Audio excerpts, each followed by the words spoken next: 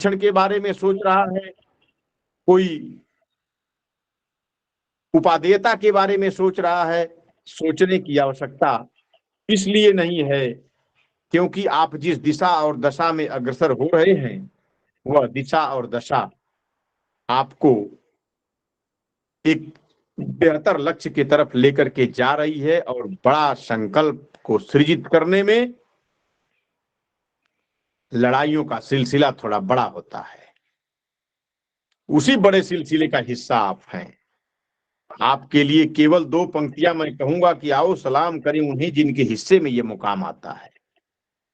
आओ सलाम करें उन्हें जिनके हिस्से में ये मुकाम आता है। कितने खुशनसीब हैं हम सब, कितने खुशनसीब हैं हम सब कि हम लोगों का समय दिव्यांग बच्चों के उत्थान में काम आता है, दिव्यांग बच्चों के उत्थान में काम आता है। मैं सादर नमन प्रेषित करते हुए अपने संगठन के राष्ट्रीय उपाध्यक्ष श्रद्धेय बड़े भाई और एक बृहत अनुभव के पथ के पाथे रहने वाले भाई चंद्रभान द्विवेदी जी जो हमारे राष्ट्रीय उपाध्यक्ष हैं, साथ ही साथ रमसा से लेकर के बचपन तक, बचपन का आशय कक्षा 1 से नीचे, रमसा का आशय कक्षा 8 से ऊपर और नासिर्फ का आशय कक्षा 1 से 8 तक। मैं परिसीमाएं बताना चाहूंगा कि भाई चंद्रभान द्विवेदी जी की परिसीमाएं अनंत गगन की भांति, बड़ी जंजीर अगर दुर्योधन के पास है तो वो साध सकता है। अभी मैंने सुना है, सुबह सुबह ही भाई नागेश जी ने भेजा था, तो मैं सादर आमंत्रित करता हूं, मंच पर निवेदित करता हूं कि आपकी गरिमामयी उपस्थिति, सर्वप्रथम आप अपना स्पीकर ऑन करें जिससे मैं अपना प्रणाम, सादर प्रणाम प्रेषित कर सकूं आपके श्री चरणों में। सादर नमस्कार तिवारी जी, सादर नमस्कार। आपको मंच पर सादर आमंत्रित करता हूं अभिनंदन के साथ। आप अपने गौरवान्वित क्षणों को हमारे साथ बिताने का प्रयास करेंगे तो कहीं न कहीं दिव्यांग बच्चों के शैक्षिक विकास के इतिहास की एक कड़ी बनेगी। मैं सादर आमंत्रित करता हूं बड़े भाई के रूप में भाई चंद्रभान द्विवेदी जी को। बहुत धन्यवाद तिवारी जी, आप जैसे संचालनकर्ता और इतना मधुर वाणी और ओजस्वी वाणी के साथ ही ना सिर्फ में है, ये बड़ी गरिमा का विषय है। भाई प्रदीप सिंह अभी एक सवाल उड़ीसा की हमारी किसी बहन से कर रहे थे, क्या खूबसूरत और माकूल जवाब उस बहन का कि कुछ अल्प मानदेय में इतने शानदार तरीके से और इतनी शानदार सोच दिव्यांग बच्चों के लिए। सबसे पहले उस बहन को सैल्यूट। ऐसा ही जवाब होना चाहिए। नमस्ते नमस्ते मैम, ऐसा ही जवाब जी, ऐसा ही जवाब हमारे स्पेशल एजुकेटर्स का होना चाहिए। सभी को नमस्कार भैया, सभी को नमस्कार। अनुज बाबू नमस्कार। और सभी को पिछले कई वर्षों से लगातार नमस्कार प्रदीप जी। स्पीकर सभी लोग थोड़ा सा वो कर लें तो बोलना शुरू किया जाए। सभी को नमस्कार, सभी को धन्यवाद। इतने वर्षों से लगातार बिना हताश हुए नासिर को समर्थन देने के लिए आप सभी को सलाम, बहुत बहुत धन्यवाद। आसान नहीं होता है, लोग कुछ महीनों में टूट जाते हैं, चाहे वो धरातल की लड़ाई हो चाहे वो अदालत की लड़ाई हो, कुछ महीनों में हताश हो जाते हैं। और ये हमारे साथी वर्षों से जो विश्वास बनाए रखे हुए हैं, जो एक उम्मीद बनाए रखे हुए हैं ना सिर्फ संगठन से, उसके लिए हम आप सभी को संगठन की तरफ से, माननीय राष्ट्रीय अध्यक्ष की तरफ से और एक सदस्य की तरफ से धन्यवाद ज्ञापित करते हैं कि आपने उम्मीद नहीं छोड़ी, हमने विश्वास नहीं छोड़ा। और ये अश्वमेध का घोड़ा निश्चित रूप से अपने पूरे लक्ष्य को हासिल करके ही रहेगा। एक लाइन के साथ सर, इसीलिए आपका आशीर्वाद चाहिए। बिल्कुल आशीर्वाद है मैम, बिल्कुल। बस हमें बोलने दीजिए अब फिर। अब ठीक है सर, ठीक है। एक पंक्ति के साथ, मैं कुछ पंक्तियों के साथ शुरुआत करना चाहूंगा, क्योंकि कुछ हताशा लोग पैदा कर देते हैं जो हताशा का विषय नहीं है। जब जंग जारी हो तो फिर हौसले कमजोर नहीं करते। ना सिर्फ राहों की धूल चाट कर बड़ा हुआ है, संघर्ष से ऊपर उठा हुआ है। ये 3-4 साल 6 साल का मजबूत संघर्ष है विपरीत परिस्थितियों में। ये समय वो है कि सरकारों से लड़ना आसान नहीं होता, आप सभी वर्तमान परिस्थितियों से वाकिफ होंगे। वो समय चला गया कि धरना प्रदर्शन कर दीजिए, मांगे मान ली जाती थी। अब समय बहुत ही विकराल है, व्यवस्था से लड़ना बहुत आसान नहीं है। सकारात्मक लड़ाई ही हमें जीत दिला सकती है। ना सिर्फ राहों की धूल को चाट कर बड़ा हुआ है, तूफानों से लड़ा और फिर खड़ा हुआ है। जिसने शोषण को तोड़ा है, शासन को मोड़ा है। ना सिर्फ तुम्हारी जीत का अश्वमेघ घोड़ा है साथियों, ना सिर्फ तुम्हारी जीत का अश्वमेघ घोड़ा है। बहुत धन्यवाद आप सभी का, जितने भी साथी जुड़े हुए हैं। राष्ट्रीय अध्यक्ष जी को सादर नमस्कार। हमारे जितने भी राष्ट्रीय कार्यकारिणी, प्रदेश कार्यकारिणी के हमारे जितने मेंबर्स हैं, सबको सादर नमस्कार। हमारे जो भी साथी इससे जुड़े हुए हैं, युवा साथी, सभी को नमस्कार। विभिन्न प्रदेशों के साथी जो इसमें जुड़े हुए हैं, बहुत धन्यवाद। नमस्कार के साथ मैं अपनी बात शुरुआत करता हूं। मित्रों, बहुत कई माह हो गए, या कहिए कि 6 माह से ज्यादा समय हो गया, किसी कारणों बस, व्यक्तिगत कारणों बस मीटिंग नहीं अटेंड कर पाया। लेकिन लगातार हम देख रहे हैं कि हमारे साथी हताश नहीं हुए। अवरोध हर जगह आते हैं, हर व्यवस्था में अवरोध आते हैं। आप कोई भी प्रश्न अपने घर में भी करिए, 5 मेंबर हैं तो एक आध जो है असहमत रहता ही है। जरूरी भी है लोकतंत्र में असहमति भी, लेकिन उस समय जरूरी नहीं है जब हम जीत की ओर प्रशस्त हो रहे हों। हमारे कुछ नवागंतुक साथी इससे जुड़े होंगे। कई मीटिंगों में, पिछले कई वर्षों में मीटिंगों में हम उनसे कहते रहे हैं, और हमारी कोई बात खाली नहीं गई। तब लोग कहते थे वैकेंसी क्रिएट नहीं होगी, सुप्रीम कोर्ट के आदेश का कुछ लाभ नहीं मिलेगा। लेकिन जिस तरह से आप देखिए कि राज्य दर राज्य जो राज्य नहीं कर रहे हैं, गलती ना सिर्फ की नहीं है मित्रों, जो राज्य नहीं कर रहे हैं वो गलती उन राज्यों की है। ना सिर्फ ने तो वर्षों की लड़ाई लड़कर आपके लिए एक बेहतरीन और ऐतिहासिक आर्डर करा दिया, जो दिव्यांग बच्चों की स्थायी शिक्षा व्यवस्था हेतु मील का पत्थर है। रेगुलर टीचर, आप प्रत्येक राज्य जहां देखिए सेवा प्रदाता संविदा 8,000, 6,000, 10,000, उन शिक्षकों को जिनको तो माइक पे, मंचों पे कहा जाता है ये देवतुल्य हैं। देवतुल्य है तो क्या उनका घर नहीं है? उनके घर में खर्चे नहीं हैं? वो कैसे निर्वाह करेंगे? ये सरकारें नहीं सोचती। सोचना चाहिए। हमारा कार्य अच्छा है, हमारा कार्य चैलेंजिंग है, आप हमें धन्यवाद करते हैं, तो हमारी जीविका के लिए जो पर्याप्त धनराशि है वो हमारे स्पेशल एजुकेटर्स को देना चाहिए। बहुत धन्यवाद उन साथियों को भी जो इन विपरीत परिस्थितियों में हमारे साथ जुड़े रहे हैं। कागजात दुरुस्त रखिए, ये शब्द हमारे अगर कई लोग जुड़े होंगे जो कई मीटिंगों में रहते थे। एलिजिबिलिटी पूरा करिए, कई बार हमने कहा है, और देखिए वो समय धीरे धीरे आ रहा है। अभी बड़ा अच्छा एक वाकया हुआ कि हमारे मुख्य सचिव साहबान तलब हुए हैं। हर राज्य में बड़ा अफरा तफरी का माहौल। ये मान लीजिए उत्तर प्रदेश के साहब कि जिस दिन लगेगी हाजिरी, आप उस दिन नोट करके लिख लीजिए कि इस उत्तर प्रदेश सहित कोई भी साथी हमारा जिसके पास डिग्री, डिप्लोमा है, जो स्पेशल डीएड, बीएड संबंधित अर्हता पूरा करता है, जो एलिजिबिलिटी धारित करता है, मैं फिर पूर्ण दावे के साथ कहता हूं बेरोजगार नहीं रहेगा मित्रों। ये हमारे नवागंतुक साथियों के लिए है, बेरोजगार नहीं रहेगा। और ये भी जान लीजिए, इसलिए मैं बार बार कहता हूं, अभी बिहार की वैकेंसी जो करीब 7,279 पद हैं, सैल्यूट बिहार को। ऐसा राज्य जिसके बारे में बहुत लोग कहते थे, लेकिन हम तो धन्य हो गए, हमारा संगठन 7,279 पद रेगुलर आज तक किसी राज्य ने क्रिएट नहीं किए मित्रों। 1700 कुछ दिल्ली ने क्रिएट किया था, और भर्ती जिसपे कई सालों से अभी भी उस पर चल रही है। मैं राजस्थान को धन्यवाद, 7,279 पद कम है। और सोचिए उत्तर प्रदेश के क्या हालात होंगे। उत्तर प्रदेश में जिस समय वैकेंसी क्रिएट होगी मित्रों, उस समय न्यूनतम उत्तर प्रदेश सरकार बहुत ही कम करेगी, तो कम से कम 15-20 हजार वैकेंसी इनको क्रिएट करनी ही पड़ेंगी, रेगुलर वैकेंसी। मैं बार बार कहता हूं कि जो लोग बार ये कहते हैं कि ये वैकेंसी 3 महीने के प्रशिक्षण, ये सब छोड़ दीजिए। सुप्रीम कोर्ट का आदेश है, छात्र शिक्षक छात्र अनुपात के अनुसार रेगुलर वैकेंसी क्रिएट करने का ये आदेश है। और बीच में कई बार अभी लोग एफिडेविट गवर्नमेंट लगा रही है, हम फलाने से पढ़ा लेंगे, हमारे पास सामान्य अध्यापकों की भर्ती में डीएड वाले प्रशिक्षित भी हैं, हम उनको देख लेंगे, हम किसी को ट्रेनिंग देके फलानी चीज कर लेंगे।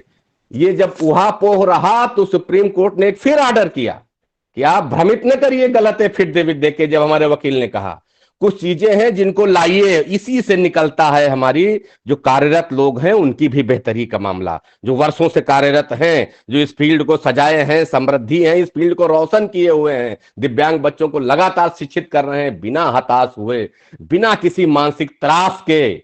जरूरत है, और निश्चित रूप से डाटा संकलन से लेके उपकरण उपस्कर वितरण से लेके विकलांग दिव्यांग बच्चों का प्रत्येक डेटा हमारे यही साथी कलेक्ट करते हैं, जो भारत सरकार उत्तर प्रदेश राज्य को जाता है। उसमें मामूली ये 5 बिंदु जो उस समय कोर्ट ने कहे, माननीय कोर्ट ने, उन पे ध्यान देने की जरूरत है। उन्होंने कहा गुमराह मत करिए, जो आदेश है 28 अक्टूबर 2021 का कि नंबर उसके अनुसार बताइए हमें number of children with special need, कितने दिव्यांग बच्चे हैं, कितने HI हैं, VI हैं, कितने ID हैं या और दिव्यांगता के बच्चे हैं। नंबर ऑफ टीचर इनरोल्ड बताइए, नंबर स्टेटस ऑफ वैकेंसीज, हमको ये ना पढ़ाइए कि हम उनसे पढ़ा लेंगे, हम उनसे पढ़ा लेंगे, ये बताइए कि कितनी वैकेंसी आपने क्रिएट करी है, रेगुलर वैकेंसी। फिर लिखा है, ये पढ़ते नहीं है लोग, निश्चित रूप से पढ़ना चाहिए, ये देश की न्याय की सर्वोच्च चौखट का आदेश है मित्रों, ये समझ लीजिए। Number of ad hoc teacher special teacher appointment in contractual basis, on contractual basis and actually working, यहां से रास्ता निकलता है हमारे साथियों का। ये संख्या पूछने का यही आशय है कि वैकेंसी क्रिएट हो, हमारे जो हमारे साथी हैं, कोई भी परिलाभ दे सकता है, जो हमारे साथी कार्यरत हैं यही लड़ रहे हैं, और आज तक इतिहास है माननीय उच्चतम न्यायालय का, विधिक व्यवस्था है, मैं इस पे बहुत ज्यादा ओपन नहीं कहूंगा, लेकिन इतिहास है कि जो लोग लड़े हैं उन्हें खाली हाथ कभी माननीय उच्चतम न्यायालय ने नहीं भेजा है। उनको जब केस डिस्पोज हुआ है तो उनके घरों को रोशन किया है, उनकी जिंदगी को रोशन करके भेजा है माननीय उच्चतम न्यायालय ने। तो number of ad hoc teacher special teacher appointed, ये संख्या मांगने का भी यही आशय है। The timeline within which they propose to fill up the vacancies and to meet with the requirements of this court order dated 28/2021 and 2/5/2022। लिखा क्या है, टाइमलाइन बताइए कि वैकेंसी कब क्रिएट होगी, और जो आदेश हुआ है माननीय उच्चतम न्यायालय का, इसको कब तक, इसको इसकी रिक्वायरमेंट्स को कब तक फिलअप कर देंगे, उस टाइमलाइन को बताते हुए कोर्ट के सामने आप हाजिर होइए। इससे बेहतर और शानदार जो न्यायिक भाषा को जानते हैं, हमारे तिवारी जी क्योंकि उस क्षेत्र से भी रहे हैं, जो जानते हैं कि सुप्रीम कोर्ट ने आसान चीज नहीं लिखी है, और इस वर्तमान व्यवस्था में किसी राज्य के प्रमुख सचिव को तलब करना आसान काम नहीं है। बहुत माननीय सुप्रीम कोर्ट ने भी कई मामलों में कहा है कि बहुत विपरीत परिस्थितियां हों तब प्रमुख सचिव को तलब किया जाए। तो समझ लीजिए कि अगर माननीय सर्वोच्च न्यायालय ने हमारे बड़े साहिबान को तलब किया है तो बहुत ही विपरीत परिस्थितियां हैं स्पेशल एजुकेशन फील्ड के लिए, बहुत ही विपरीत परिस्थितियां हैं। चैलेंज है, ये चैलेंज सबके लिए है कि एक आदेश जो 28 अक्टूबर 2021 को हुआ है न्याय की सर्वोच्च चौखट का, उस आदेश का अभी तक राज्य सरकारों ने पूर्णतया अनुपालन नहीं किया है। ये न्यायिक व्यवस्था के लिए भी बहुत ही चैलेंजिंग है कि माननीय सुप्रीम कोर्ट के आदेश का अगर इस तरह यह अवहेलना ना करेंगे राज्य, बचते हैं राज्य, कई राज्य जैसे उत्तर प्रदेश है गलत तथ्यों पे एफिडेविट लगा देता है, ये हम फलानी टीचर को ट्रेनिंग दे रहे हैं, फलानी टीचर को ट्रेनिंग दे रहे हैं। जब उसने माननीय उच्चतम न्यायालय ने 5 बिंदुओं पे मांगी है आख्या, तो आप दीजिए ना, कितने साथी कार्यरत हैं, कितने एक्चुअल वर्किंग हैं, कितनी वैकेंसीज हैं, कितने दिव्यांग बच्चे हैं, उनके सापेक्ष कितनी सीट हो रही है, उनकी टाइमलाइन क्या है, आप 3 महीना में भरेंगे, 4 महीना में भरेंगे, 5 महीना में भरेंगे, बनाइए। ये ऑन रिकॉर्ड है, इसको कोई झुटला नहीं सकता है। जब ये हमको लगता है अक्टूबर से पहले किसी तारीख का ये था ऑर्डर, तो जब इसको हमने पढ़ा तब हम बड़ा खुश हुए, और तब हमने माननीय राष्ट्रीय अध्यक्ष महोदय से बात करी कि सर इसमें अब दिक्कत नहीं है, न कार्यरत को दिक्कत है न फ्रेशर्स को दिक्कत है। क्योंकि पहले ये था ना कि बहुत सी चीजें स्पेशल फील्ड की आप देखते होंगे कि लोग मंच से भी बोल देते हैं, समझ ही नहीं पाते हैं। पेपर में छाप देते हैं, वो भी बड़ा कि क्या है कैसे है, तो इसका महत्व समझना बड़ा कठिन कार्य है। तो उच्चतम न्यायालय ने इतने वर्षों की पूरी व्यवस्था को, हमारे वकील साहबान को सुन के पूरी एक निचोड़ निकाला है कि मेन चीज यही है कि जो कार्यरत हैं उनको लाभ मिलना चाहिए, क्योंकि वर्षों से कार्यरत हैं, कोई एक दिन से नहीं, कोई 15 साल से है, कोई 16 साल से है। और जो दिव्यांग बच्चे हैं उनको शिक्षा का लाभ मिलना चाहिए, उनको रेगुलर टीचर, इसमें संविदा सेवा प्रदाता बिल्कुल छोड़ दीजिए, सरकारें कर रही हैं तो गलत तरीके से कर रही हैं। रेगुलर वैकेंसी क्रिएट का आदेश है माननीय उच्चतम न्यायालय का, इसको और राज्य सरकारें क्यों मान रही हैं भाई? बिहार ने कैसे पद क्रिएट कर दिए 7,279, उत्तराखंड ने 380 पद क्रिएट कर दिए, बिहार में कुछ अभी टीजीटी विशेष शिक्षा में लोग भर्ती हो गए, हमारे कई साथी भी उसमें भर्ती हुए। केंद्रीय विद्या संगठन ने 1513, वहां भी संविदा पैनल ले 11 माह के बाद निकाल दें, छुट्टियों का वो भी न करें, उसमें हम दूसरे है माननीय उच्चतम न्यायालय का। और लेटर आपने देखा होगा हर जगह हमारे पांडे जी हैं उपस्थित, 132/2016 रजनीश कुमार पांडेवान ने, जो भी स्पेशल एजुकेशन फील्ड की दिव्यांग बच्चों की शिक्षा व्यवस्था का पत्र निकलता है मित्रों, नासेर के राष्ट्रीय अध्यक्ष और हमारे नेतृत्वकर्ता का जिक्र, हमारे केस का जिक्र उसमें जरूर होता है। 1513 ये रेगुलर वैकेंसी आ रही है, केंद्रीय विद्यालय संगठन में सृजन कर इन पर भर्ती की कार्रवाई शुरू होगी, जिसमें 763 प्राइमरी स्तर पे हैं, 750 सेकेंडरी टीजीटी की हैं। आसान काम है? कहीं कभी भर्ती हुआ है? इतिहास के बाद उठा के देख लीजिए, जो लोग प्रश्न चिन्ह उठाते हैं कि संगठन क्या कर रहा है, संगठन क्या कर रहा है, इतिहास है जब से भारत आजाद हुआ। बताइए रेगुलर वैकेंसीज के मामले में जो वर्तमान व्यवस्था है, जो हमारे संगठन द्वारा प्रयास के उपरांत सीट्स आई हैं, कभी आई? जो कहीं 8,000, कहीं 9,000, कहीं 12,000 है। अब ये 12,000 में स्पेशल टीचर, उनका चैलेंजिंग कार्य है, फलाना कार्य है, देवतुल्य है सब, और सैलरी आप 12,000 देंगे, सैलरी आप 15,000 देंगे। उनका हक है जो वर्षों से मारा जा रहा है। हमने प्रयास किया, हम पर कोई दोषारोपण नहीं कर सकता, कोई संगठन दोषारोपण नहीं कर सकता। समय समय पर हमारे इन साथियों ने जिसने जिसने आह्वान किया खड़े हो गए उनके साथ, कोई दोषारोपण नहीं कर सकता। अब जब नासेर का समय है तो साथियों खड़ा होना पड़ेगा सभी को, बात तभी बनेगी। बात तभी नहीं बन रही है जब साथ सभी लोग नहीं खड़े हो। अब स्पेशल फील्ड कमजोर नहीं है, लाखों की संख्या में लोग हैं स्पेशल फील्ड में, लाखों की संख्या में, जो अपने आप को मंचीय भव्यता पे पुरस्कार प्राप्त करते हैं, जो अपने आप को मंचीय भव्यता पे बड़े बड़े वादे करते हैं। सबको साथ आने की जरूरत है। मुंह मत बंद रखिए, मुख में दही नहीं जमना चाहिए। नासेर ने इतना ऐतिहासिक कार्य किया है तो आप लोग अपने अपने स्तर से, चाहे वो हमारी भारतीय पुनर्वास परिषद हो, चाहे हमारे संगठन हो, चाहे हमारे जो ट्रेनिंग सेंटर्स चल रहे हैं ये हो, चाहे हमारी यूनिवर्सिटीज हो, सबको एक मत से आगे आना चाहिए। सब लोग एक मत से आगे आइए। तुरंत जो हमारे कार्यरत हैं इनके पक्ष में ना आदेश आ जाए, जो हमारे फ्रेशर्स हैं सब न भर्ती हो जाए, जो हमारे डिग्री डिप्लोमा धारी साथी हताश होते थे, मैं उनसे कहता था कि हताश मत होइए, ये डिग्री जो मिली है एक दिन रस्क करेंगे आपके ऊपर कि हमने कभी डीएड स्पेशलाइज किया था। लोग रस्क कर भी कर रहे हैं। अभी जो संख्या इधर आंकड़े आए, हमने देखा हजारों के हजार साथी बेसिक वाली भर्ती में चले गए। हमारी डिग्री डिप्लोमा खराब नहीं है, इच्छा शक्ति सरकारों की कमी है, पद नहीं निकाल रहे हैं। पद निकाले तो हमारे साथी कमजोर नहीं है, निकाल के 10,000 पद देखिए, कराइए परीक्षा या जो भी कराइए, हमारे साथी सब क्वालिफाई न कर दें तो बताइए। एक से एक विद्वत साथी हमारे स्पेशल एजुकेशन फील्ड में पड़े हुए हैं। दुख उनका है जो ओवर एज हो चुके हैं, तो कम से कम जो ओवर एज हो चुके हैं कार्यरत साथी हैं, उनके लिए कम से कम जो equal to normal teacher, general teacher वेतन का क्राइटेरिया है, अरे वही पहले कीजिए ना। रेगुलराइजेशन की बाद में बात की जाएगी, पहले जो हमारे नॉर्म्स हैं उसके अनुसार उनको जो सामान्य शिक्षक हैं उनके बराबर सैलरी और जो भत्ते हैं, जो सुविधाएं हैं, आवश्यक रूप से अनुमन्य होना चाहिए। मैं राष्ट्रीय अध्यक्ष महोदय से इसके लिए विनती आग्रह भी करता हूं।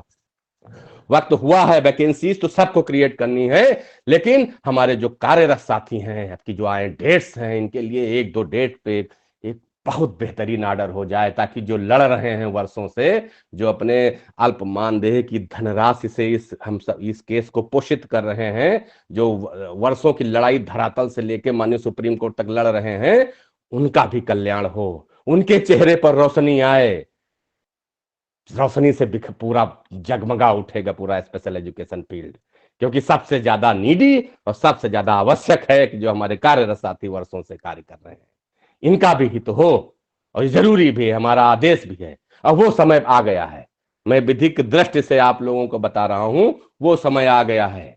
कई साहबान, बड़े साहबान अभी बीच में एक डेट लग गई थी, भाग के सुप्रीम कोर्ट पहुंचे हैं कि हुजूर हम एफिडेविट दाखिल कर चुके हैं। अरे हुजूर, हम पूरा एक एक चीज करने को राजी है। हम ये हमारा मुख्य सचिव महोदय जहां तलब होंगे ना, जैसे यूपी का नंबर आएगा आप देखिएगा, पता चला कि कल्पना करिए जो सीटों के सापेक्ष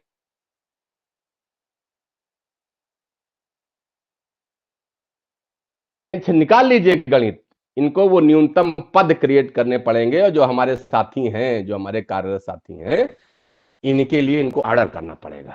देर है, अंग्रेज आ गए, वर्षों की लड़ाई चली, लेकिन यहां आप बहुत लड़ाई नहीं जाएगी। ये नए साल पे आते आते हमने कहा था कि बहुत पीड़ाएं हैं, दर्द हैं, संगठन से लोगों को अपेक्षाएं हैं।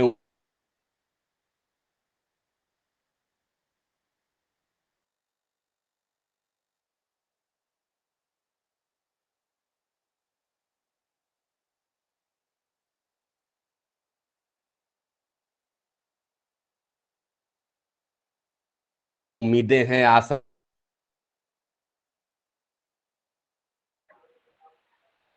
हैं, तो उन आशाओं को नहीं आ रही है ईश्वर, सर। ऐसा नहीं कि दबाव हम लोगों पर नहीं, हमारे राष्ट्रीय अध्यक्ष पे नहीं, हमारे कार्यकारिणी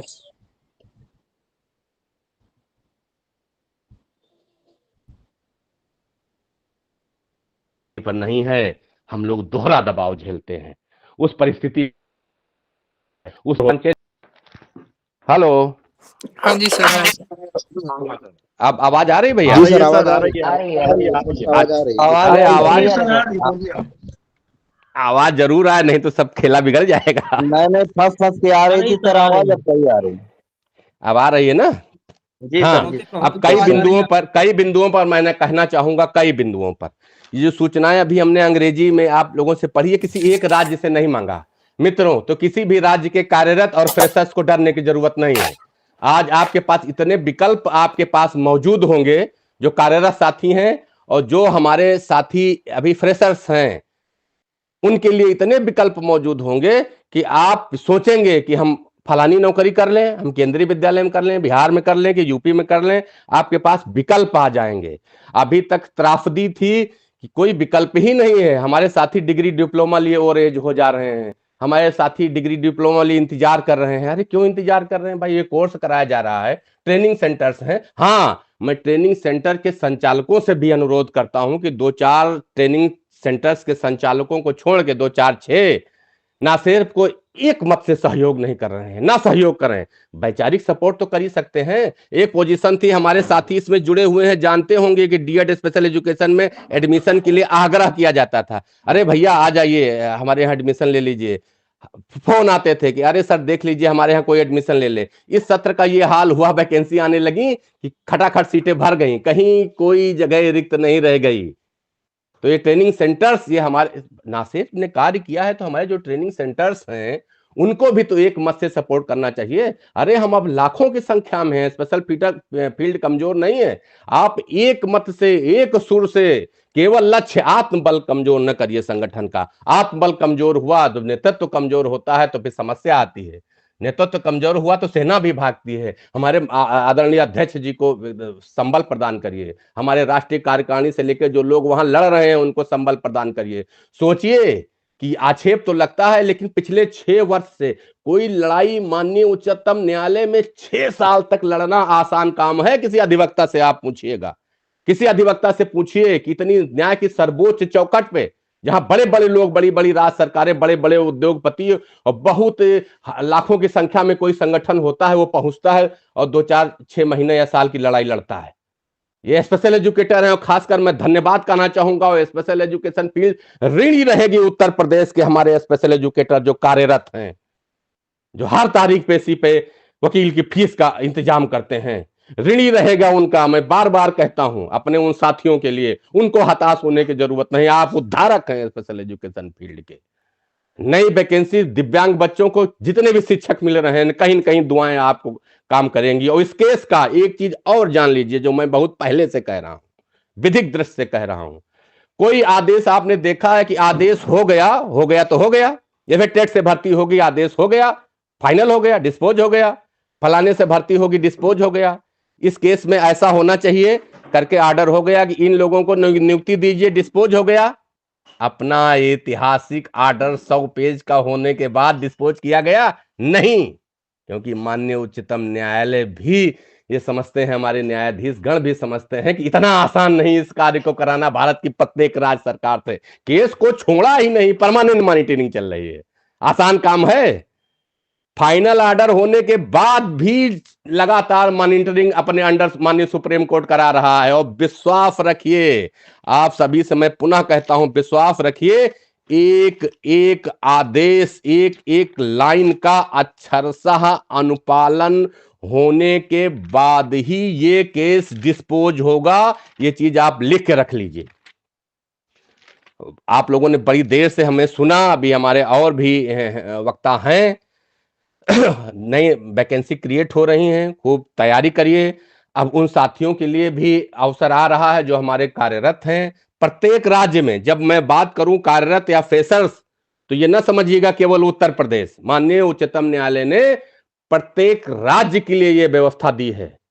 और शायद उत्तर प्रदेश के लिए खाली हुआ होता तो साल पता नहीं कब का निस्तारण होके ये खत्म हो गया होता, वैकेंसी भी उत्तर प्रदेश में आ गई होती, कार्यरत को अपना उनका लाभ भी मिल गया होता। लेकिन ये इस मामले की संवेदनशीलता को समझा माननीय कोर्ट ने, और केवल भाई रजनीश पांडे की याचिका पे पूरे भारत वर्ष की स्पेशल एजुकेशन फील्ड के लिए आदेशित किया, संघ शासित प्रदेश किसी को नहीं छोड़ा। तो बहुत उम्मीद रखिए कि बड़े साहिबान तलब होना शुरू हो गए हैं। 1, 2 या 3 तारीख पे पे शायद 5 के करीब फरवरी के पास मेन तारीख लगी भी हुई है। उम्मीद रखिए बस 1, 2, 3 तारीख पे से अधिकतम, और सब बिल्कुल स्पेशल एजुकेशन फील्ड में सब जो एक एक आदेश आना शुरू होंगे, उस आदेश से ये भगदड़ मचेगी, हम किधर फॉर्म भरें, किधर क्या करें, क्या कैसे करें। आप लोग फिर से मैं कहता हूं, अपने कागजात दुरुस्त रखिए। अगर आरसीआई रजिस्ट्रेशन नवीनीकरण नहीं है या नहीं हुआ है, अभी फ्रेशर्स हैं, तो तत्काल कराइए, सोचिए विचारिए नहीं। अगर कई वैकेंसी में टेट सीटेट मांगा जाता है, ये परीक्षाएं हो रही हैं, कोचिंग कर लीजिए, कहीं कोचिंग करके पूरी तैयारी के साथ आप एक बार नासिर को धन्यवाद देते हुए तैयारी के साथ आप लोग पूरी तैयारी करिए कि निकट भविष्य में 6 महीना में इतने अवसर आएंगे कि आप सब लोग कहीं ना कहीं मर्ज होंगे। ये सपना था दिव्यांग बच्चों की स्थायी शिक्षा का, वो सपना पूरा होगा। जहां धैर्य है शौर्य पराक्रम, जय भी वहीं मिलेगी, और चट्टानों को चीर बीज की भी जीवनी खिलेगी। और जो अलभ्य है लभ्य हुआ है जब प्रयास होता है, जो अलभ्य है लभ्य हुआ है जब प्रयास होता है। अकर्मण्य निष्क्रिय होकर के चिर निराश होता है। निराश वही है जो अकर्मण्य है। जब हमारे पास इतना ऐतिहासिक ऑर्डर है तो प्रत्येक राज्य के लोगों को हुंकार भरनी चाहिए। बिहार के साथी हमारे धन्य हैं, पिछले 2 माह से इतनी कड़ाकी की ठंड में बिना सैलरी की चिंता किए हुए धरना प्रदर्शन कर रहे हैं। और देखिए कि ये क्रिएट तो वैकेंसी हो गई, लेकिन वो उस पर ध्यान नहीं दे रहे हैं, तो वो समय नहीं है। अब मैं ये नहीं कहता हूं बिहार में साथियों का सब कल्याण हो जाए, हम लोग उनके साथ हैं, हमारा संगठन ही वहां पे पूरा लगा हुआ है, लेकिन ये करेंगे मित्रों, ये 2 राय नहीं है। ये एक एक अक्षरशः बिंदु का अनुपालन इनको करना पड़ेगा ही। रात काली है मगर दीप जलाए रखिए, भोर होने को है, कुछ धैर्य बनाए रखिए, और कौन जाने कभी आ जाएं वो आपकी महफिल में, उनके आने की उम्मीद बनाए रखिए। नौकरी की कह रहे हैं, इधर उधर ध्यान न ले जाना, कौन जाने वो कभी आ जाएं आपकी महफिल में, उनके आने की उम्मीद बनाए रखिए। करीब 15,000 पोस्ट का क्रिएशन हो चुका है, लगभग हमको लगता है कि कुछ हजार साथी भर्ती भी हो चुके हैं। तो किसी को निराश होने की आवश्यकता नहीं है, किसी को परेशान होने की आवश्यकता नहीं है। एक एक लाइन जो लिखी हुई है आदेश में, उसका अनुपालन होगा। हाथ मिलाओ साथी देखो, अभी हथेली में गर्मी है, पंजों का कस बना हुआ है, सिर भी देखो तना हुआ है, माना अंधकार घना हुआ है। साथियों, माना अंधकार घना हुआ है, मगर व्यवस्था से ना सिर्फ का संघर्ष अभी भी ठना हुआ है, संघर्ष अभी भी ठना हुआ है। हमने लड़ाई नहीं छोड़ी है, हम लड़ाई छोड़ेंगे भी नहीं। कुछ भी हो जाए, जब तक हमारे कार्यरत प्रेशर्स को, जब तक इस फील्ड में पूरी तरह से समृद्धता नहीं आ जाएगी, लड़ाई छूटेगी नहीं। और धन्यवाद माननीय उच्चतम न्यायालय को, लड़ाई उन्होंने भी नहीं छोड़ी है, उन्होंने भी केस डिस्पोज नहीं किया है। एक एक लाइन का जब तक ये अनुपालन नहीं करेंगे, केस डिस्पोज नहीं होगा। एक एक लाइन का जब तक ये अनुपालन नहीं करेंगे, करना ही पड़ेगा। बहुत धन्यवाद साथियों। क्योंकि हम बहुत ज्यादा टेक्निकल इशू पे, हमारे साथी अभी नागेश पांडे जी, अमरीश यादव जी, जो भी साथी बोलेंगे, हमारा उद्देश्य है बहुत ज्यादा, हम जानते हैं होना क्या है, तो बहुत ज्यादा टेक्निकल टिप नहीं जाते हैं। अरे आदेश हमारे सामने है, बहुत सी चीजें माननीय उच्चतम न्यायालय और माननीय हाईकोर्ट में देखी नहीं जाती। आदेश क्या है? आदेश ये है रेगुलर वैकेंसी का, आदेश ये है कि नाम के अनुसार सैलरी देने का। आपने किया कि नहीं? भान बना कल बन बनाइए, दुनिया भर का ये ना बताइए कि फलाने से कर दिया, हम उन्हें 2 महीना की टीचिंग देंगे, हम उन्हें 3 महीना की ट्रेनिंग देंगे। ये कहीं नहीं है। 3 महीना की ट्रेनिंग में कोई स्पेशल टीचर नहीं हो जाता, ना सरकार के लेटर में लिखा है हम इनको स्पेशल टीचर बनाने जा रहे हैं। वहां पो की स्थिति है, बिना मतलब सोचिए नहीं, बिना मतलब सोचने की जरूरत नहीं है, कहीं कुछ नहीं है। जो एक एक आदेश है लाइन में, उसका अक्षरशः इनको अनुपालन करना ही पड़ेगा। और राज्य सरकारें कर रही हैं। भारत सरकार ने कर दिया 1:10, 10 पे 1 शिक्षक और 15 पर 1 शिक्षक। भारत सरकार ने अपना काम अनुपालन कर दिया। अगली लाइन आती है उत्तर सरकारों के लिए कि देखिए, वो जो पूरा आप तो नहीं पढ़ेंगे, आप लोग पढ़ लीजिएगा लास्ट पैरा जो आदेश का है। उसके बाद आता है विज्ञान बच्चों की संख्या के सापेक्ष यानी उनके अनुपात में रेगुलर वैकेंसी क्रिएट करना। उसी में ई पे आता है, ये अपने साथियों का जो कार्यरत लोग हैं, इनको एसएसएस के नॉर्म्स, एसएसएस मतलब सर्व शिक्षा स्कीम के नॉर्म्स हैं, और नॉर्म्स यही हैं। वो 24 और 20 जो भी है एक्ट का, उसमें आप पढ़िए कि अमरीश भाई बार बार इस चीज को बताते हैं। आप लोगों को नोट रखना चाहिए कि जो नॉर्म्स हैं इक्वल टू जनरल टीचर्स, आप कर दीजिए। आप पहले यही कर दीजिए, कम से कम एक ठीक ठाक हमारी सैलरी है हमारे साथियों की हो जाएगी। और जो भी शेष नौकरी बची है, वो भी अपना जीवन यापन अच्छे ढंग से कर सकेंगे। उनको भी एहसास होगा, वो भी गौरवान्वित महसूस करेंगे कि किसी लड़ाई में हम लड़े हैं तो उसका परिणाम भी हमको प्राप्त हुआ है। किसी लड़ाई में हमने भागीदारी की है तो हम खाली हाथ नहीं लौटे हैं। किसी लड़ाई में हमने धनराशि, वैचारिक सपोर्ट, आर्थिक सपोर्ट किया है तो उसका प्रतिफल भी हमको मिला है। समय तो लगता है शिखर पर जाने में, समय तो लगता है पंछी को उड़ने में, चींटी को चढ़ने में, महल बनाने में, घर सजाने में, सागर में जाके मोती निकालने में। समय तो लगता है शिखर पर जाने में, कविता बनाने में, मूल्यता दिलाने में, गिरे हुए पत्थर को मूर्ति बनाने में। अरे समय तो लगता है नासिर्फ बनाने में, लोगों को जोड़ने में, धारा को मोड़ने में। समय तो लगता है स्पेशल फील्ड को ऊंचाई तक ले जाने में, वांछित सफलता दिलाने में, पद सृजन कराने में, सैलरी के मानक दिलाने में। समय तो लगता है सब कुछ चमकाने में, समय तो लगता है शिखर तक जाने में। बहुत धन्यवाद, आप सबने हमको सुना। और जिस तरह से वैकेंसी क्रिएट हो रही है, निराश ना होइए। पांव में छाले पड़े हैं, पांव में छाले पड़े हैं, चलने में कमजोर हैं, लाचार हैं, मजबूर हैं, जख्मों से चूर हैं, फिर भी एक तूफान उठा सकते हैं साथियों, फिर भी एक तूफान उठा सकते हैं। आसमां को कदमों पे झुका सकते हैं, आसमां को कदमों पे झुका सकते हैं। हमारे संगठन का साथ दीजिए, हमारे संगठन के मनोबल को कमजोर न करिए। जीत सुनिश्चित है। हौसला बनाए रखना, साथ बनाए रखना, विश्वास बनाए रखना। बहुत धन्यवाद सभी का। सादर साधुवाद सर, आपकी गरिमामयी उपस्थिति और ज्वलंत उद्बोधन हमारे साथियों के लिए प्रेरणादायी, ऊर्जादायी, विषम परिस्थिति में एकजुटता के एक सूत्र में पिरोने के लिए संगठन की तरफ से आपके द्वारा किया गया प्रयास निश्चित रूप से आभार प्रकट करने का दौर नहीं, आपका ऋणी रहने का दौर है। चूंकि आप हमारे परिवार के वरिष्ठतम सदस्य हैं और आपके द्वारा जो राह दिखाई गई है, हम उस राह पर चलते हुए अवश्य ही उस लक्ष्य की अभिप्राप्ति की तरफ अग्रसर हो रहे हैं जिसके लिए हमने संकल्प को सृजित किया था। 15 लोगों के साथ सर्वोच्च न्यायालय में पहुंच करके दिव्यांग बच्चों के शैक्षिक उत्थान को एक समुन्नत दशा देने की दिशा में हम बढ़ रहे हैं। मैं कम समय लेते हुए फिर निवेदन करूंगा अपने छोटे भाई अमरीश यादव जी से मेरी आवाज अगर आप तक पहुंच पा रही हो तो मंच पर आपकी गरिमामयी उपस्थिति, आपका उद्बोधन हमारे साथियों को तकनीकी रूप से, विधिक रूप से और साथ ही साथ आपकी जो शैली है, आपका जो सहयोग है, आपका जो संगठन के प्रति जो आपका जज्बा है, उसके लिए मैं आपको मंच पर हार्दिक आमंत्रित करता हूं। भाई अमरीश यादव जी मेरी आवाज सुन पा रहे हो तो मंच पर उपस्थित हो, सादर आशीर्वाद स्वीकार करें व्यक्तिगत तौर पर, और मंच आपको अभिनंदित करेगा, आमंत्रित करेगा। आदरणीय अमरीश यादव जी। धन्यवाद आदरणीय बड़े भाई तिवारी जी। सादर धन्यवाद सर। मीटिंग से जुड़े सभी साथियों को सुप्रभात।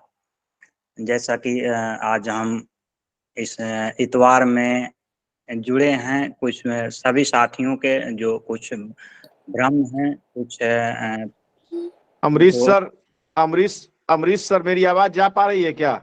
हाँ हाँ हाँ, थोड़ा सा क्षमा ये चाहेंगे कि नागेश पांडे सर का अगला कार्यक्रम दूसरे जगह है। मैं अगर आपकी अनुमति मिल पाती तो मैं उनको पहले लेता, उनके बाद आपको। नहीं, तिवारी जी बोलने दीजिए। अमरीश सर के बाद ही मैं बोलूंगा, कोई बात नहीं, 10 मिनट बाद जाऊंगा। अच्छा sir, Amrish sir please continue करें। सर अमरीश सर आप कंटिन्यू करें सर। धन्यवाद। तो हम मीटिंग में बहुत ना लेते हुए हम मीटिंग अपनी बात शुरू करते हैं। सर्वप्रथम नासिर को खूब धन्यवाद। नासिर के राष्ट्रीय अध्यक्ष आदरणीय बड़े भाई रजनीश कुमार पांडे जी को खूब धन्यवाद इस लड़ाई को आरंभ देने के लिए, और नासिर से जुड़े सभी साथियों को, सभी सहयोगियों को खूब धन्यवाद। हम नासिर के तौर पे हम कभी ये नहीं कहते कि हम विशेष शिक्षा में लड़ने वाले पहले हैं। 2016 के पहले भी लड़ाइयाँ खूब चल रही थी, सभी राज्यों में चल रही थी। जमीन से लेके सुप्रीम हाई कोर्ट तक, संभव हो जानकारी तो नहीं है, हो सकता है सुप्रीम कोर्ट तक भी चल रही होंगी। तो हम ये कभी नहीं कहते हैं कि हम नासिर के तौर पे विशेष शिक्षा में लड़ने वाले प्रथम हैं। लेकिन अगर हम 2016 के पहले के परिदृश्य पर ध्यान दें तो हम देखेंगे कि वही जबकि राष्ट्रीय शिक्षा नीति 1986 में बनी, उसके बाद कितनी जो चाहे सामान्य शिक्षा में हो कितनी नीतियां आई, और विशेष शिक्षा में भी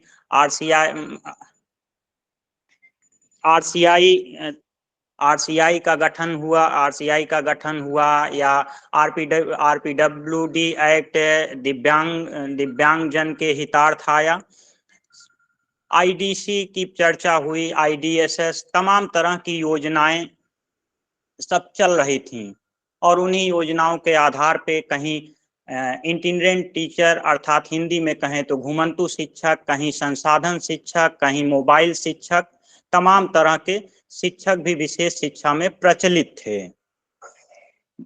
कुछ भी नाम रख के पीछे जो है शिक्षक लिख दिया जाता था, कोई स्थायी विधान नहीं।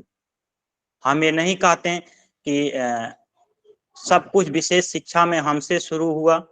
कुछ राज्यों ने ठीक है लड़ाई लड़ी, संभव है वहां पे कुछ बेहतर भी हुआ हो, बहुत बेहतर हुआ हो, हम उससे भी इनकार नहीं करते हैं। अगर हमसे पहले कुछ राज्यों में बहुत बेहतर हुआ हो तो वहां के लड़ने वाले साथियों को भी हम धन्यवाद ज्ञापित करते हैं। लेकिन जो स्थिति, हम फिलहाल स्वयं की बात करें तो हम 2010 में विशेष शिक्षा में हम प्रवेश करते हैं, और स्थिति इतना भयावह कि हम किसी पटल पर, किसी कोर्ट में कोई ऐसा एक कागज नहीं जिसको हम उसको स्पष्ट तौर पे ले जाके अधिकारी को कहें कि हाँ ये चीजें स्पष्ट तौर पे कानून है और हमें इसका लाभ मिलना चाहिए। हमें ढेर सारे, कम से कम हमें अगर अपनी बात रखनी है, हमें कोई हित की बात अपनी रखनी है, तो हमें एक बैग भर के ले जाना होता था, जिसमें RCI भी हो, जिसमें RPWD एक्ट भी हो, जिसमें IEDC भी हो, जिसमें IDSS भी हो, जिसमें सर्व शिक्षा भी हो, जिसमें राष्ट्रीय माध्यमिक शिक्षा अभियान भी हो, तमाम तरह के। फिर हम उसको कहते थे कि इसमें ये बात लिखी हुई है और थोड़ा सा जो इसमें छूट गई है दूसरे में लिखी हुई है, जो दूसरे में छूट गई थोड़ा सा स्पेशल टीचर के लिए चर्चा तीसरे में भी लिखा हुआ है। और सब क्या थी? स्कीम्स, योजनाएं, जिसकी कोई अवधि नहीं होती, तिमाही भी हो सकती है, छमाही भी हो सकती है, सालाना भी हो सकती है। तो ये दौर 2014-15 तक स्पष्ट तौर पे अंधकार का दौर चलता रहा। उसके बाद नासेर के राष्ट्रीय अध्यक्ष रजनीश कुमार पांडे जी के नेतृत्व में एक मुहिम होती है कि विशेष शिक्षा में स्थायी नीतियों का गठन हो, स्थायी कानून बने, कुछ ऐसी स्पष्ट पंक्तियां हो कि हम उसको किसी भी पटल पर जाके 5 मिनट में 10 मिनट में समझा सकें कि हाँ ये चीजें हैं, ये कानून है, ये चीजें अनिवार्य हैं। तो वो मुहिम शुरू होती है। वो मुहिम 17 लोगों को लेके शुरू होती है और हम पहुंचते हैं माननीय सुप्रीम कोर्ट में।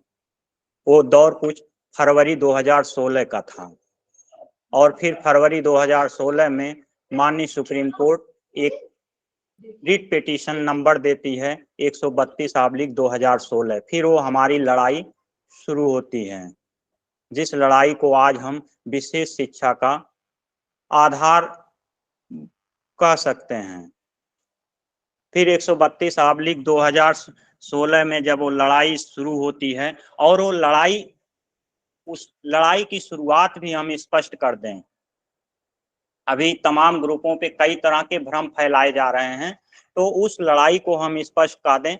पहले तो अगर कोई चर्चा करे, अगर कोई जो भी नेता हो वो बात करें, तो उनको स्पष्ट मालूम हो PIL और रिट पिटीशन क्या होती है। तो 132/2016 रिट पिटीशन सिविल 132/2016 और इसके प्रेयर में है।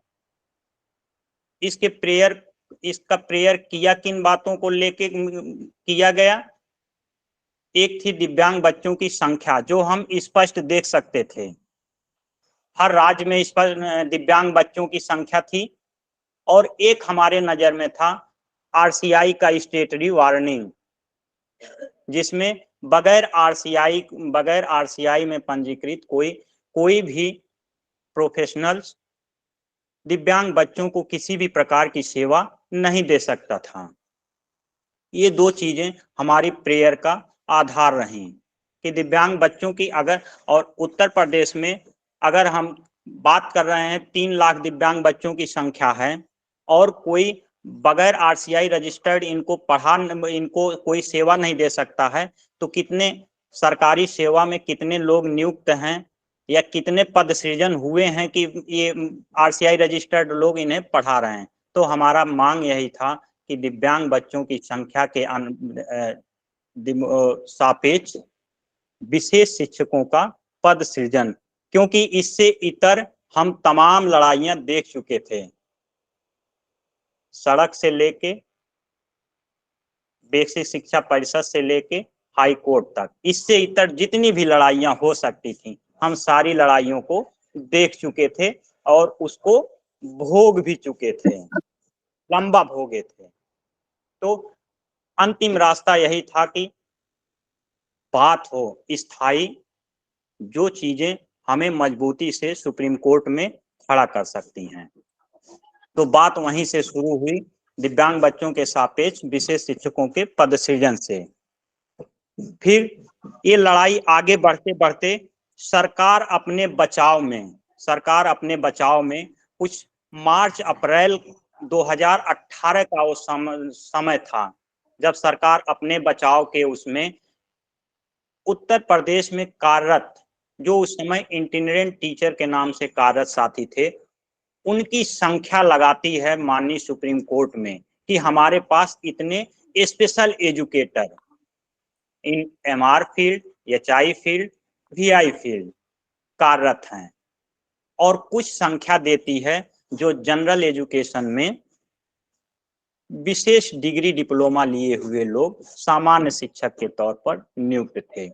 वहां से इस केस में 132/2016 जो नासेब के नेतृत्व में लड़ा जा रहा है, वहां से कार्यरत साथियों का प्रवेश होता है इस केस में। फिर ये लड़ाई हो जाती है। ये लड़ाई सिर्फ पद सृजन का न रह के ये लड़ाई पद सृजन के साथ साथ कार्यरत विशेष शिक्षकों के हित की भी शुरू हो जाती है, क्योंकि सरकार ने स्वयं उनका जिक्र सुप्रीम कोर्ट में कर दिया था। तो एक कार्यरत लोगों के लिए एक बेहतर अवसर उपलब्ध हुआ। फिर यहाँ से शुरू चलते चलते जो है बड़ी महंग लाया, लड़ाइयाँ चली। अरे तुमका तक चली 2016 से लेके 2021 तक चली। खूब एफिडेविट लगे, खूब हमारी तरफ से अपने तर्क प्रस्तुत किए गए। सरकार ने खूब एक किया कि सामान्य टीचर को ट्रेन, उस समय जो इस तरह के जो फालतू के लेटर देख रहे हैं, ऐसा नहीं, ये नया चीज है कि सामान्य शिक्षक को ट्रेनिंग दे रहे हैं, या सामान्य शिक्षा में कितने लोग स्पेशल एजुकेशन या स्पेशल डिग्री डिप्लोमा लिए हुए लोग हैं। ये 2016 से 2021 के दौरान इस तरह के कई शपथ पत्र लगे। उस समय भी ट्रेनिंग दी जा रही थी, उस समय भी इस तरह के टीचर खोजे जा रहे थे। लेकिन समय आता है 28 अक्टूबर 2021 का। हम महत्वपूर्ण तिथियों की हम चर्चा करेंगे, और जो विशेष शिक्षा में वो उन दिनों की चर्चा करेंगे जो दिन विशेष रहा। तो 28 अक्टूबर 2021 के जजमेंट में स्पष्ट तौर पे हम उसकी पंक्तियों को नहीं पढ़ेंगे, हम उसकी बात रखेंगे। उसमें आपने कई बार हम पोस्ट लिख चुके हैं, कई बार मीटिंग में जिक्र कर चुके हैं कि उस 28 अक्टूबर 2021 के जजमेंट में जो कार्यरत लोग हैं उनको सुरक्षा दी गई, और उनको जो उनके वाजिब अधिकार हैं उनके वाजिब अधिकार देने की बात कही गई। साथ साथ बात की गई दिव्यांग बच्चों के लिए विशेष शिक्षकों के पद सृजन की बात की गई। कोई भी दिव्यांग बच्चों को पहचानने से, उनको एडमिशन करने से, उनको विद्यालय के गेट से ही लौटा ना दे, इसके लिए समस्त विद्यालय स्टाफ को संवेदीकरण का प्रशिक्षण देने की। तो ये सारे बिंदु मुख्य रहे 28 अक्टूबर 2021 का जो जजमेंट आया 132/2016 मामले में। साथ में आपने देखा होगा जजमेंट के साथ ही सारे केस क्लोज हो जाते हैं, जिसको अभी हमारे बड़े भाई चंद्रभान द्विवेदी जी ने जिसका जिक्र किया। सुप्रीम कोर्ट का काम क्या है? दो पार्टियां सुप्रीम कोर्ट गई, जिरह हुआ, जिरह में किसी का तर्क गलत हुआ, किसी का तर्क सही हुआ। सही वाले तर्क को सुप्रीम कोर्ट प्रमाणित करते हुए केस क्लोज कर देती है। लेकिन यहाँ मामला इतना आसान नहीं था। कोर्ट भी उन पेचीदगियों को जानती थी। कोर्ट जानती थी सरकार की मंशा को। कोर्ट जानती थी कि कितना कठिन है इस जजमेंट का अनुपालन। तो सरकार ने माननीय सुप्रीम कोर्ट ने 28 अक्टूबर 2021 को जजमेंट के साथ केस को डिस्पोज करने के बजाय क्या करती है कि स्वयं अनुपालन की जिम्मेदारी लेते हुए जब तक एक एक बिंदु का अनुपालन न हो जाए तब तक इस केस में जिरह जारी रखने का निश्चय करती है। फिर बात आती है 2/5/2022 का दिन। उसमें कोर्ट को ये मालूम था कि कोर्ट कई चीजों को लेके वो जो चीजें जल्दी भी हो सकती हैं, जो चीजें बाद में भी हो सकती हैं, तो तर्क दे एक बार बार वही जिसमें टाइम लग सकता है उसी के आधार पे वो बार बार कहेगी कि अरे बड़ा मामला है इसमें टाइम लगेगा, बाकी छोटी चीजों का जिक्र ही छोड़ देगी। जो एक दिन में किया जा सकता है, 6 महीने में किया जा सकता है, उसका जिक्र छोड़ के वो जो 5 साल में हो सकता है, बस वो उसी 5 साल को लेके वो हमेशा कोर्ट के सामने प्रस्तुत होती रहेगी। तो माननीय सुप्रीम कोर्ट ने सारे बिंदुओं को, short term goal, long term goal, अर्थात कौन से कार्य इसमें इस जजमेंट के, इस पूरे जजमेंट में 100 पेज का है, इसमें कौन से काम लघु अवधि में हो सकते हैं, जल्दी हो सकते हैं, कौन से काम दीर्घ अवधि में हो सकते हैं जिसके लिए कुछ ज्यादा समय दिया जा सकता है। तो ये 2 भागों में पूरे जजमेंट को विभाजित कर देती है सुप्रीम कोर्ट। फिर ये बीच में तमाम डेट लगते हैं, सब ये सूचनाओं का आदान प्रदान होता रहता है और ये सभी को हर डेट पे सभी को जिम्मेदारी दी गई है। किसी भी सूचना को न छिपाया गया है, न किसी भी सूचना में किसी भी प्रकार का भ्रम प्रसारित किया गया है हमारे द्वारा, और उसी का परिणाम भी है कि हम इतने सारे साथियों के साथ, इतने सारे साथियों के विश्वास के साथ इस लड़ाई को हम मजबूती से लड़ पा रहे हैं। इसी क्रम में 21 जुलाई फिर 2022 का दिन आता है। उस समय जब सुनवाई होती है तो उस सुनवाई में उस आर्डर में एक लेटर का जिक्र होता है, और वो शायद हमारे लिए सबसे ज्यादा खुशी का दिन उस लेटर को, उस आर्डर में उस लेटर को पढ़ के होता है, जब केंद्र सरकार का एक, उसमें केंद्र सरकार के जो स्कूल शिक्षा विभाग है उसके जो अधिकारी का एक पत्र उसमें संदर्भित होता है। उस पत्र में आरसीआई द्वारा जो अनुमोदन था, आरसीआई ने जो क्वालिफिकेशन को, उसके पहले आरसीआई से ये चीजें मांगी गई थी, उसमें उन चीजों का जिक्र था आरसीआई ने, जिसमें क्वालिफिकेशन डिसाइड किया हुआ था, आरसीआई ने अनुपात तय किया हुआ था। अनुपात जो आज 1:10 और 1:15 अनुपात की बात हो रही है। तो केंद्र सरकार ने सारे राज्यों और केंद्र शासित प्रदेश के शिक्षा सचिवों को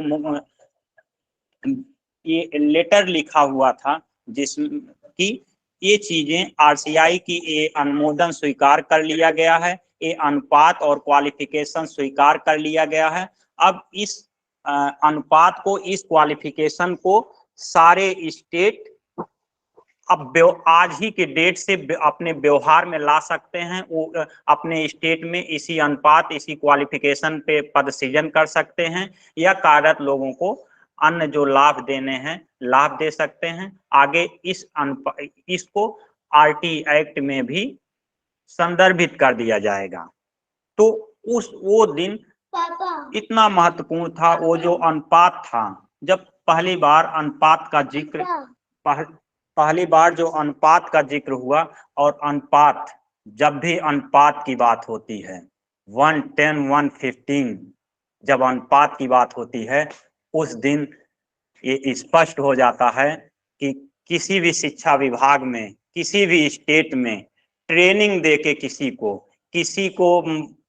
किसी भी प्रकार की ट्रेनिंग दे दी जाए, 5 दिन की ट्रेनिंग दे दी जाए, 10 दिन की ट्रेनिंग दे दी जाए, 3 महीने की ट्रेनिंग दे दी जाए, 3 साल का ट्रेनिंग दे दी जाए, आरसीआई से विशेष शिक्षा में सर्टिफिकेट भी दिला दिया जाए, सामान्य शिक्षक विशेष शिक्षक नहीं बन सकता है। ये अनुपात की ताकत है।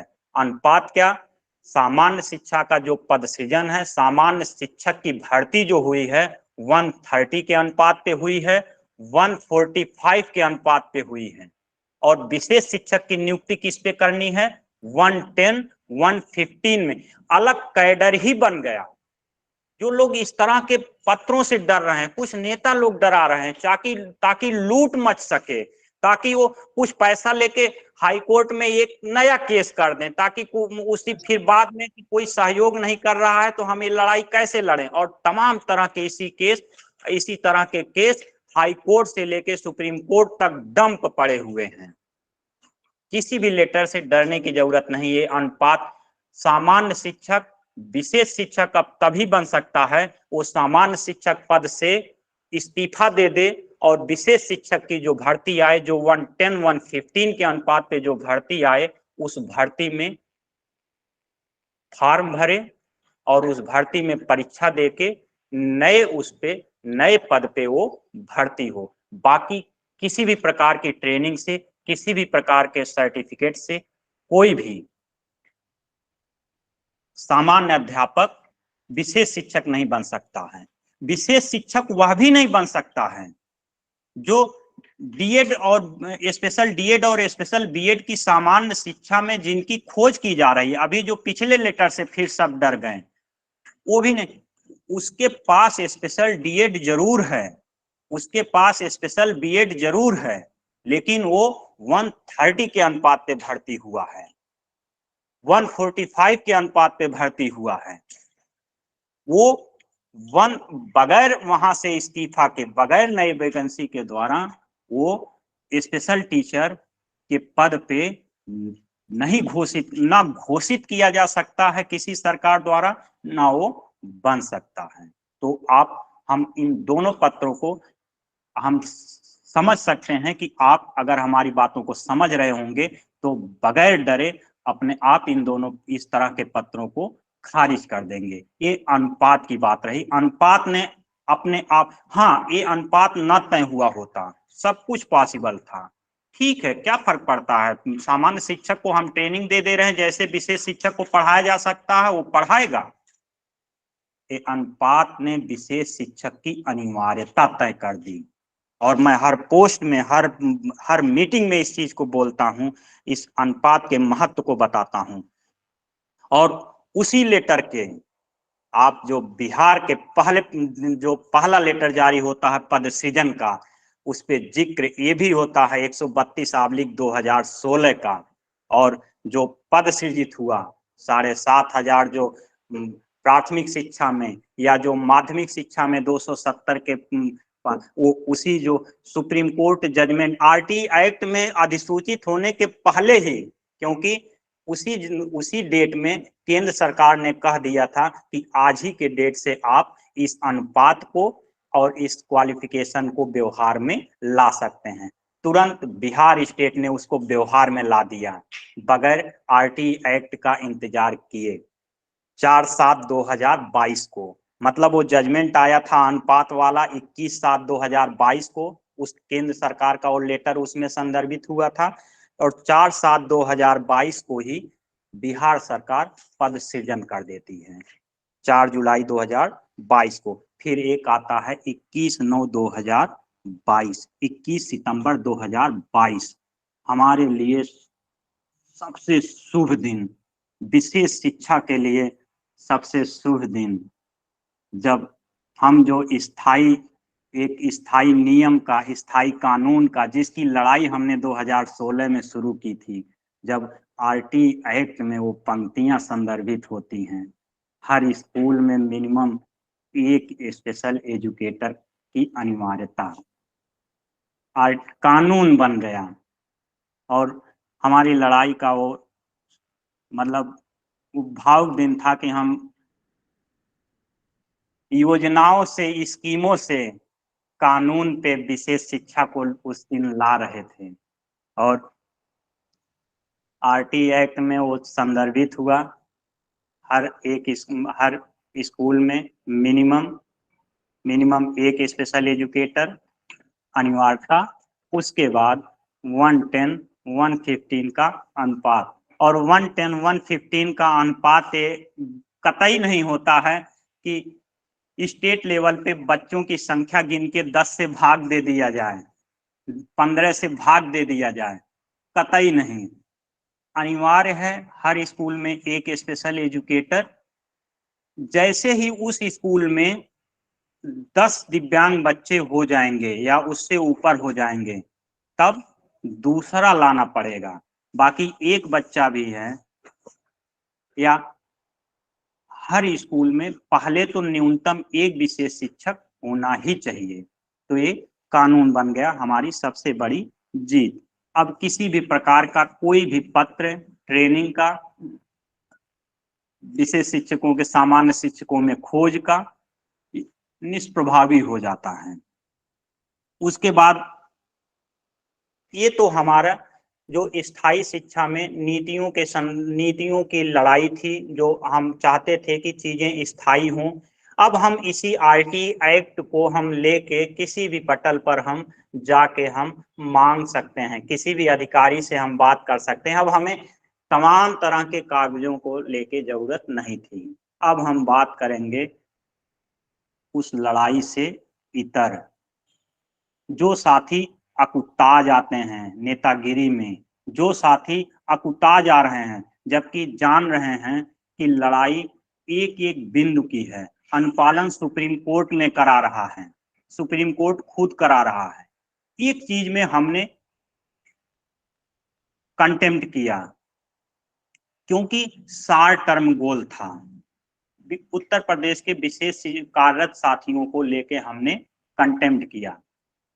वो 60 टर्म गोल था, लघु आवधिक गोल था, जल्दी किया जा सकता था, लेकिन तब भी सुप्रीम कोर्ट लेट कर रही थी, तो उसको लेके हम लोगों ने कंटेम्प्ट किया। लेकिन सुप्रीम कोर्ट ने उसको यह कहा कि जब हम हर बिंदु का अनुपालन करा रहे हैं, हर बिंदु का, चाहे कार्यरत का हो, चाहे पद सृजन का हो, चाहे किसी का, तो इस तरह की चिंता करने की जरूरत ही नहीं है। फिर उत्तर प्रदेश के बहुत सारे साथी अकुता गए हाई कोर्ट में कि अब हम हाई कोर्ट से पद सृजन करा लेंगे। कई ग्रुपों पे हमने उनको कहा कि नहीं, चीजें ऑलरेडी चल रही, सुप्रीम कोर्ट से बड़ा हाई कोर्ट नहीं हो सकता है। साक्षी होंगे, संभवतः हमारे साथी जुड़े भी हों, हमारे उन शब्दों पे उन्होंने कहा भी कि आप अब हमें हतोत्साहित कर रहे हैं इस तरह की। क्यों हम इस बात का जिक्र इसलिए कर रहे हैं क्योंकि कई स्टेट में साथी इस तरह से अकुता रहे हैं कि नहीं, हम यहीं से जल्दी करा लेंगे, हम सरकार को लेटर भेज देंगे। अरे जो सरकार सुप्रीम कोर्ट का नहीं मान रही है, आपके लेटर का मान लेगी। जो सरकार सुप्रीम कोर्ट का नहीं मान रही, वो हाई कोर्ट का मान लेगी। संभव है कहीं चांस बन जाए, हम 100% इनकार नहीं कर सकते हैं, संभव है, लेकिन अनायास नुकसान भी है। तो उत्तर प्रदेश के साथी गए सुप्रीम कोर्ट, जो अन्य साथी जो बहुत अवतार हैं, उन उत्तर प्रदेश के हमारे साथियों से चर्चा कर लें हाई कोर्ट में क्या हुआ। हमें उनसे भी कोई नाराजगी नहीं रही। उन्होंने हमें जरूर लिखा कि आप हमें हतोत्साहित कर रहे हैं। हमने कहा ठीक, हमें कतई हतोत्साहित हमें करने की जरूरत नहीं है, आप लोग लड़िए, हर कोई लड़ने के लिए स्वतंत्र है। हम ना पहले लड़ाका है, ना अंतिम लड़ाका होने का हम जो है कोई वो करते हैं। परिणाम क्या हुआ? वो भी केस डंप पड़ा हुआ है। उसके बाद कोई एक बार पैसा खर्च करा के साथियों का लोग शांत हो जाते हैं।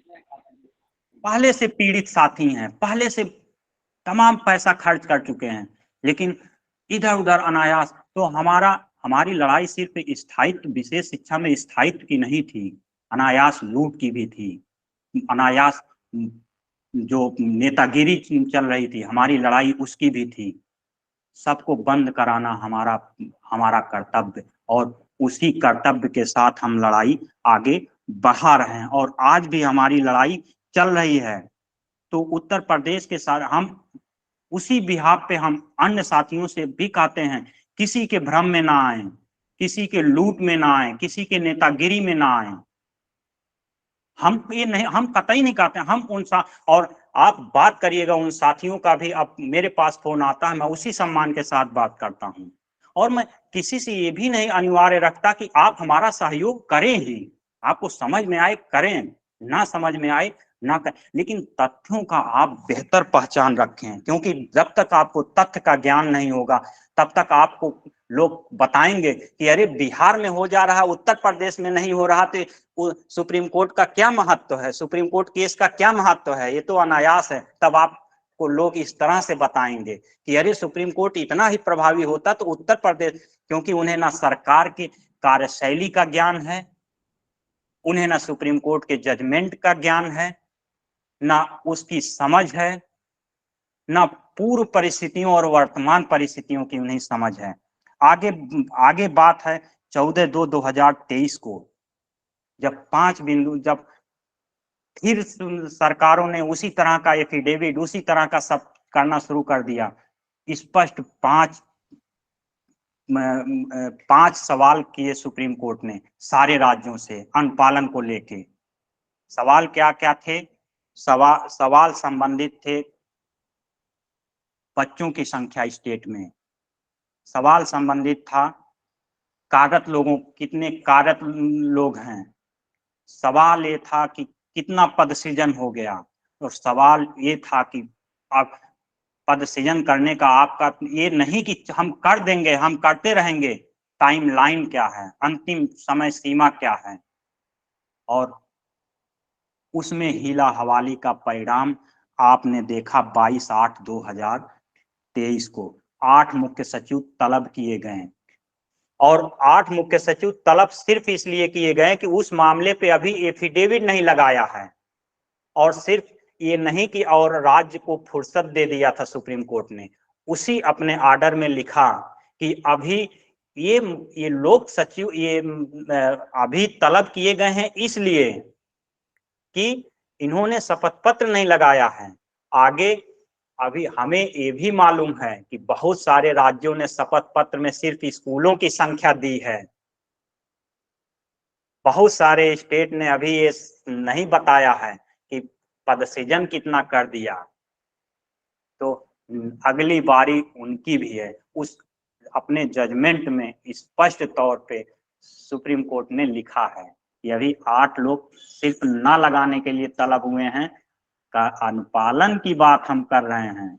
तो आगे नंबर उनका है जो अनुपालन अभी तक अनुपालन नहीं कर पाए हैं, अब वो परीक्षण करके सारे, और जिनको लगता है कि ये सब चीजें ऐसे आम घास होती हैं, सब सामान्य चीजें हैं, मुख्य सचिव तलब कर लिए गए। अरे हम लोग चौंक गए कि हमारी 5 फरवरी की डेट 25 जनवरी को कैसे आ गई, चौंक गए, सब एक दूसरे को फोन कर रहे हैं।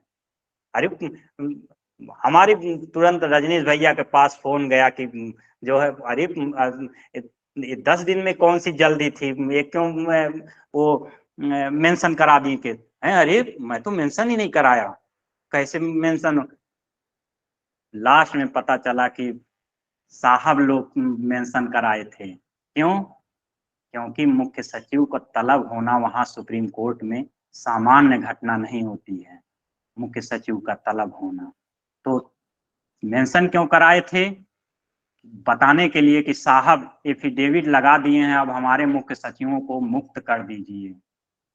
और जानकर आपको हैरानी होगी कि अभी मुख्य सचिव साहब लोग मुक्त नहीं हुए हैं। 1 तारीख को फिर डेट लगाया है, 1 तारीख को फिर सुनवाई होगी, फिर हमारी सुनवाई 5-6 फरवरी में है ही। तो ये लड़ाई है, लड़ाई में आतुरता, नेतागिरी, ये सबसे चीजें नहीं चलती हैं। आज अगर किसी को लग रहा है कि उत्तर प्रदेश सरकार को हम एक पत्र लिख दें और चीजें हो जाएंगी, तो जिसकी ये समझ है उस समझदार को मुबारक करा ले लेटर भेज के। जो सरकार सुप्रीम कोर्ट का 2-2 जजमेंट आने के बाद 2-2 साल से नहीं मान रही है, उसको लेटर देके, धरना देके, उत्तर प्रदेश में धरना देके कितने विशेष शिक्षक हैं गिनती कर लीजिए, धरना देके उत्तर प्रदेश में विशेष शिक्षक का पद निकलवा लेंगे, धरना देके कार्यरत लोगों का लाभ दिला लेंगे।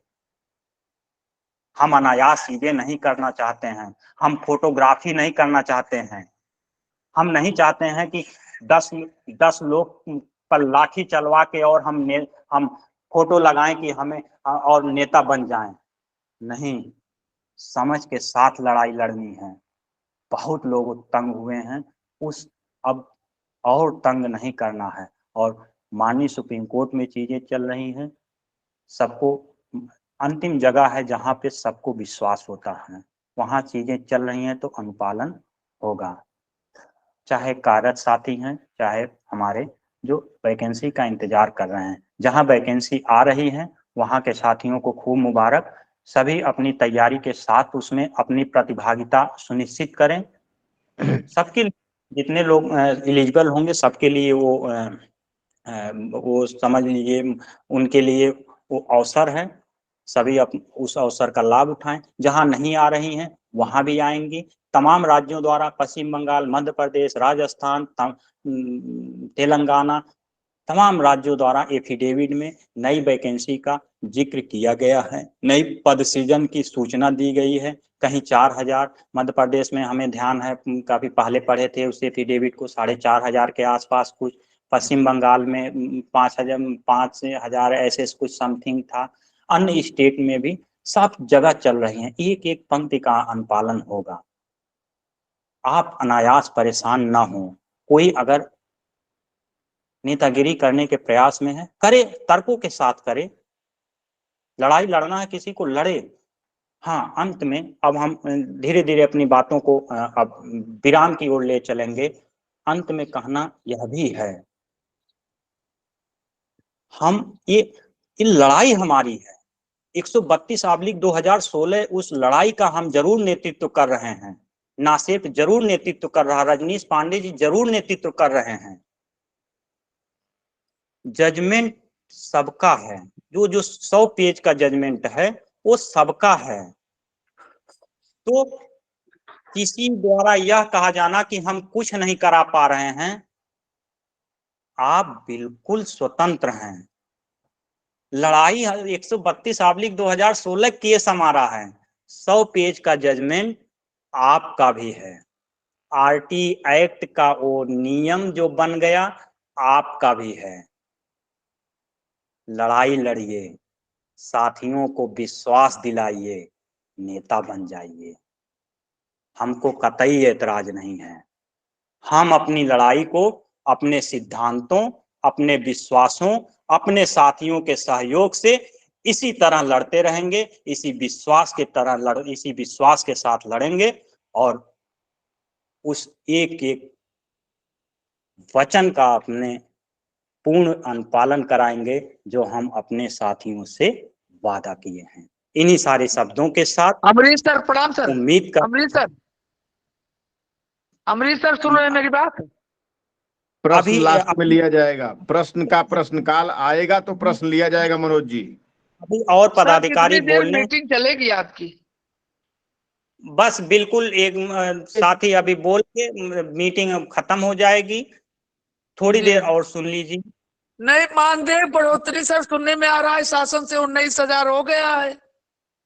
कहीं नहीं सुनने में आ रहा है। अभी वो सब भी मनोज जी आप बीच में मीटिंग में आकर के बिला वजह के इस तरह की चीजों को बताते हैं जो निराधार हैं। एक बार आपने पहले भी बताया, एक बार आज भी बता रहे हैं। मैं आपसे निवेदन करता हूं कि संगठन की बैठक को सुचारू रूप से संचालित होने दीजिए।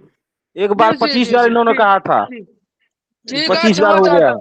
छोड़िए, इन सारी चीजों को छोड़िए तिवारी जी। अब हम अपने वचनों को इसी सभी साथियों जो मीटिंग से जुड़े सभी साथियों धन्यवाद भाई अमरीश जी, आपके उद्बोधन के लिए, आपके गरिमामयी संबोधन के लिए, आपके विशेष सहयोग के लिए मैं मंच पर सादर आमंत्रित करूंगा अपने संगठन के राष्ट्रीय उपाध्यक्ष प्रातः स्मरणीय नागेश पांडे जी को। मैं इनसे क्षमा भी चाहूंगा क्योंकि इनको अन्यत्र कार्यक्रम में जाना था। मेरे आग्रह पर, मेरे निवेदन पर इन्होंने पहले आना स्वीकार किया था, लेकिन मैं इनकी उदारता को और इनके सहृदयता को सादर साधुवाद ज्ञापित करता हूं कि मैं चाहा कि मैं अमरीश जी को रोक करके आपका आशीर्वाद ले लूं, लेकिन आपकी सहृदयता को सादर प्रणाम करते हुए आपकी गरिमामयी उपस्थिति की प्रार्थना करता हूं। श्रद्धेय नागेश पांडे जी। आप सभी को सादर प्रणाम है।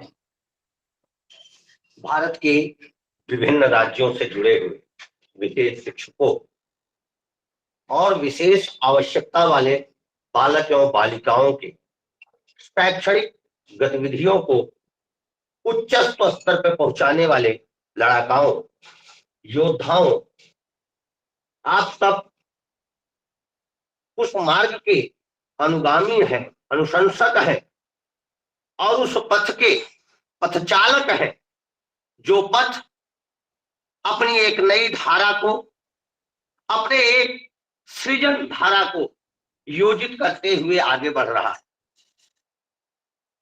जैसा सर ने बताया, समय की उपलब्धता अनुपलब्धता अपने अपने स्तर पे है और मीटिंग का भी एक अपनी सामाजिक मर्यादाएं हैं, और उसको देखते हुए मैं 3-4 प्रश्न मेरे पास कुछ महान विशेष शिक्षकों ने भारत के भिन्न भिन्न राज्यों से अपने अपने भाव लेकर के रखे हुए हैं, और मुझे बड़ी प्रशंसा है कि उत्तर प्रदेश के बाहर के भी लोगों को हमारे उत्तर प्रदेश की चिंता है। यह हम सभी के लिए बड़ी खुशी की बात है। पहला प्रश्न मेरे पास आया है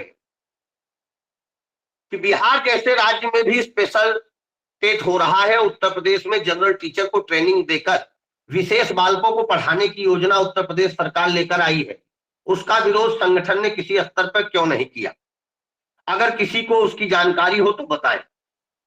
प्यारे भाई, आपको बताते हुए मुझे खुशी है कि उत्तर प्रदेश सरकार के नथुनों में नकेल डालकर विशेष शिक्षकों की मर्यादाओं को स्थापित करने और विशेष बालकों की शिक्षा को उत्कृष्टता प्रदान करने हेतु त्रिस्तरीय व्यवस्थाओं की सुनिश्चिति का मार्ग प्रशस्त कराया गया, जिसमें यह भी सुनिश्चित करना था उत्तर प्रदेश सरकार की, बेलगाम सरकार को, कि वह विशेष शिक्षक की अनुपस्थिति में जब इंक्लूसिव स्कूल का संचालन कर रही है और विशेषकर एक विशेष शिक्षक एक स्कूल की मापदंडीय व्यवस्था को लेकर आगे बढ़ रही है, तो ऐसे में हिंदी का टीचर, गणित का टीचर, विज्ञान का टीचर या और विषयों का शिक्षक अगर मेरे प्यारे दृष्टि दिव्यांग जनों के लिए, श्रवणबाधित जनों के लिए या मानसिक मंद बालकों के लिए संवेदित नहीं होगा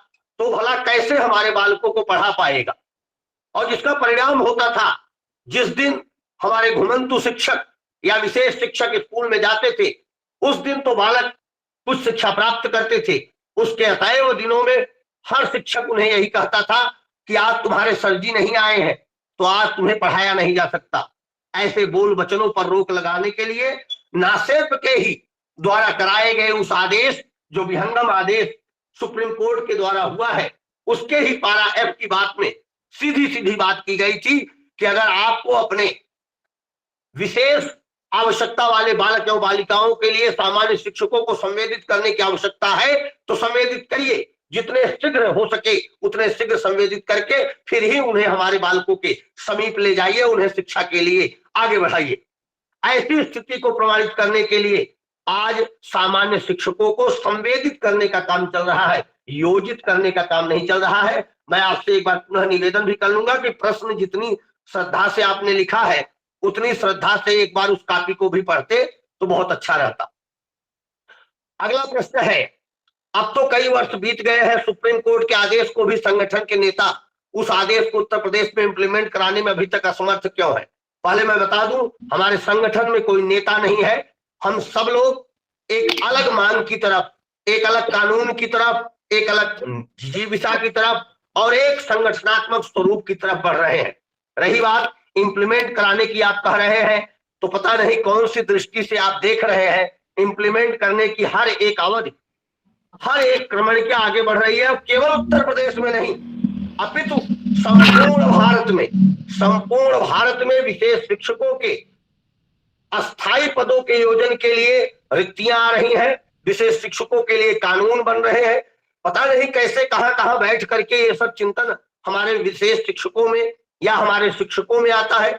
अगर मैं इस तरीके से उद्वेलित होकर देखूं तो भारत को आजादी 1947 को मिली थी। 15 अगस्त 1947 को भारत आजाद हुआ और भारत संवैधानिक रूप से 26 जनवरी 1950 को आजाद हुआ। 3 साल तक बाबा साहब भीमराव अंबेडकर ने भारत के उज्जवल संविधान की लेखनी की। आपको पता भी है, विशेष शिक्षकों के नियोजित करने के लिए, विशेष शिक्षकों की नौकरी के लिए या विशेष शिक्षा के लिए भारत में कोई कानून नहीं थे, कोई नियम नहीं था, कोई विधान नहीं थे। उन विधानों को बनाने में समय लगता है सर जी। एक जगह बैठ करके गाल बजाने से नियम और शर्तें नहीं लागू होती, परिश्रम करना पड़ता है यहां से लेकर दिल्ली तक। और हम उस दौर में लड़ रहे हैं जब केंद्र सरकार से लेकर राज्य सरकारें एकदम अदांध होकर के आगे बढ़ रही हैं, मद में अपने चूर हैं, अहंकार से युक्त होकर के वो एकदम मरुहासी की तरफ आगे बढ़ती हुई जा रही है। ऐसी स्थिति में ना सिर्फ 2016 से लेकर 2024 तक की लड़ाई में उनके सामने दमेवज्र के रूप में खड़ा हुआ है। ये कोई आसान बात है? सुप्रीम कोर्ट में सेंट्रल गवर्नमेंट को हरा देना ये कोई आसान बात है? उसके ऊपर से ऐसी स्थिति पे आ जाना जहां सेंट्रल गवर्नमेंट को अनुपालन के लिए, केंद्र सरकार को अनुपालन के लिए और भिन्न भिन्न प्रकार के राज्य सरकारों को अनुपालन के लिए हर रोज डंडा दिया जा रहा हो, हर रोज कहा जा रहा हो। ये छोटी बातें नहीं होती।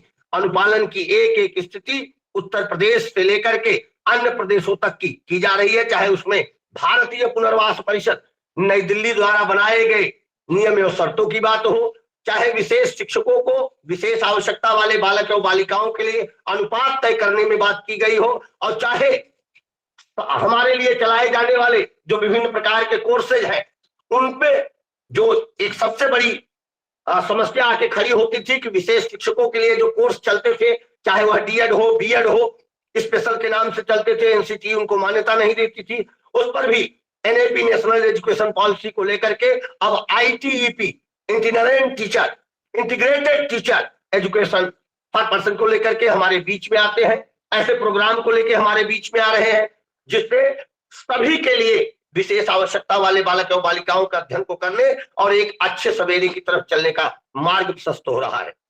अगला प्रश्न उन्होंने किया, वो अभी कौन से आदेश के इंतजार में है? हम आदेश के इंतजार में नहीं है, हम इम्प्लीमेंटेशन की प्रक्रिया में लगे हैं। आप इंतजार में बैठे होंगे, हम इंतजार में नहीं बैठे हैं। हम एक एक पग इंप्लीमेंट करा रहे हैं। जो सचिवालय से परिचित है, जो न्यायालय से परिचित है और जो राष्ट्रीय और अंतर्राष्ट्रीय स्तर पर विशेष शिक्षकों की स्थितियों को पढ़ रहे हैं, लिख रहे हैं, देख रहे हैं, उनको पता होगा निरंतर एक एक लाइनें जुड़ती जा रही हैं। हर सरकार अपने अपने स्तर से, अपने चीफ सेक्रेटरी के स्तर से, अपने प्रमुख सचिवों के स्तर से, अपने अपने यहाँ विशेष शिक्षकों के नियमित पदों का सृजन करने के लिए निरंतर तैयार है। आप उसको देखिए, अच्छा होगा, आपकी दृष्टि विस्तृत होगी। आपने कहा कि आपने नासिर्फ के ऑफिशियल ग्रुप पर एक मैसेज भेजे, नासिर्फ के ऑफिशियल ग्रुप पे पूछा। आपको मैं बता दूं, आप नासिर्फ के किसी भी ऑफिशियल ग्रुप या किसी भी एक योद्धा से इस तरीके की बातें आप कर सकते हैं। हम सभी तैयार हैं, हर एक पक्ष पर जवाब देने को हम तैयार हैं, क्योंकि 2016 से 2024 तक सुप्रीम कोर्ट में केस लड़ते हुए और केंद्र सरकार से दो हाथ करते हुए हर स्थिति को देखने, समझने, जानने, झेलने और उस पर आगे बढ़ने के लिए नासिर्फ का हर एक अधिकारी, पदाधिकारी तथा जितने भी हमारे कार्यकर्ता जन हैं, सभी बिल्कुल एकदम सीधी लड़ाई के लिए तैयार है। हम युग परिवर्तन की श्रेणी में हैं। आप कटोरा लेकर घूमने की बात कृपया हमारे सामने न करें। हम पूरे विशेष शिक्षा की रीति को, नीति को बदलने वाले कार्य में लगे हुए हैं। हम किसी एक राज्य में किसी बैठ करके दिवा स्वप्न या किसी प्रकार का रुदन करने के लिए तैयार नहीं है। हम तैयार हो रहे हैं संपूर्ण भारत के लिए। अगर आप दक्षिण भारतीय विशेष शिक्षकों से बातचीत करते हैं या शासन प्रशासन में जो अधिकारी है उससे बात करते हैं तो आपको पता चलेगा कि नासिर्फ कर क्या रहा है। अधिकारियों को घुटने पर लाने का काम कर रहा है, मुख्यमंत्रियों तक चर्चा करने का काम कर रहा है, चीफ सेक्रेटरी को मुख्यमंत्री के सामने नासिर्फ की फाइल रखने को मजबूर कर रहा है। और तो और पूरे संपूर्ण भारत के संपूर्ण राज्यों के जितने भी एजुकेशन से संबंधित पत्र जारी हो रहे हैं, विशेषकर विशेष शिक्षकों के संदर्भ में, सब में रजनीश पांडे बनाम भारत गणराज्य करके लिखने को मजबूर कर रहा है। कोई छोटी बात नहीं है। एक योद्धा संपूर्ण भारत को हिलाए हुए है। एक राज्य संपूर्ण भारत में नीतियों के विस्तार को क्रमणिका के रूप में स्थापित करने की तरफ बढ़ रहा है। किसी भी प्रकार से किसी भी विशेष शिक्षक को हतोत्साहित होने की जरूरत नहीं है। लड़ाई अपने अंतिम पायदान पर है। लड़ाई इंप्लीमेंटेशन की कड़ी में है। अभी हमारी एक बहन पूछ रही थी अंतिम निर्णय कब आएगा। आपको बता दें, आप विजयी हो चुके हैं, निर्णय आ चुका है। अब तो आवश्यकता है उस निर्णय को इंप्लीमेंट करने की। अब तो आवश्यकता है उस निर्णय को धरातल पे रखने की। अब तो आवश्यकता है तेजी से विशेष शिक्षकों के जीवन को समृद्धशाली बनाने की। किसी भी स्थिति में आपको मैं बताऊं, मैं ज्यादा समय नहीं लूंगा, मुझे अन्य कार्यक्रमों में समय है, वहां पे जाना है, लेकिन मैं 4 पंक्तियां आपके बीच में रखते हुए अपनी वाणी को विराम दूंगा। आप जैसे महानुभावों के द्वारा बनाई जाने वाली ये काली रात जो स्वप्निम भविष्य की तरफ चल रही है, लेकिन आप लोगों ने इसको निशा के रूप में जो बताया है, उस पर पंक्तियां हैं कि निशा कब तक सताएगी, कभी तो भोर आएगी। निशा कब तक सताएगी, कभी तो भोर आएगी। निशा है भूल मत जाना, सफर में दर्द है माना, मगर एक लक्ष्य हो तेरा, यह डर भी भक्ष हो तेरा। निशा है भूल मत जाना, सफर में दर्द है माना, मगर एक लक्ष्य हो तेरा, यह डर भी भक्ष हो तेरा। निशा कब तक सताएगी, कभी तो भोर आएगी, कभी तो भोर आएगी। कदम आगे बढ़ाना है, हमें मंजिल को पाना है। कदम आगे बढ़ाना है, हमें मंजिल को पाना है। अंधेरा लाख है लेकिन तेरे भी आंख है, लेकिन निशा ना रोक पाएगी, कभी तो भोर आएगी, कभी तो भोर आएगी। मसालों को जला ले तू, अरे हिम्मत जगा ले तू, मसालों को जला ले तू, अरे हिम्मत जगा ले तू। दिशाएं साथ में तेरे, हवाएं साथ में तेरे, निशा कब तक न जाएगी, कभी तो भोर आएगी। निशा कब तक न जाएगी, कभी तो भोर आएगी।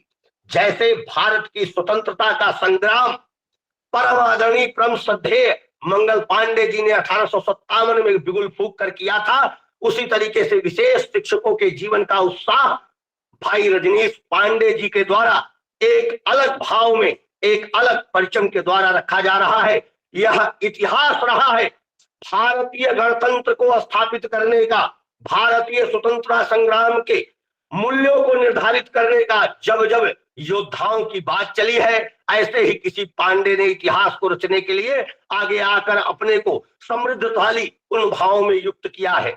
आप सभी को आपके उज्जवल भविष्य की कामनाएं। हतोत्साहित न हो, उत्साहित हो, विजय का गान गाएं। बहुत जल्द इंप्लीमेंटेशन एक एक पंक्ति में हमारे सामने होगा। किसी भी नकारात्मक ऊर्जा से ओतप्रोत व्यक्ति के आसपास न रहें, अपने ऑरा को स्वच्छ करें, अपने आसपास को स्वच्छ करें और बृहद रूप से आगे बढ़ते जाएं।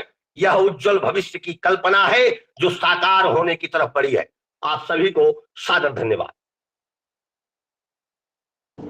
सादर धन्यवाद बड़े भाई नागेश जी, आपका गरिमामयी और साथ ही साथ ऊर्जादायी उद्बोधन हम समस्त साथियों के लिए प्रेरणा के रूप में हमारे बीच समय दिया आपने।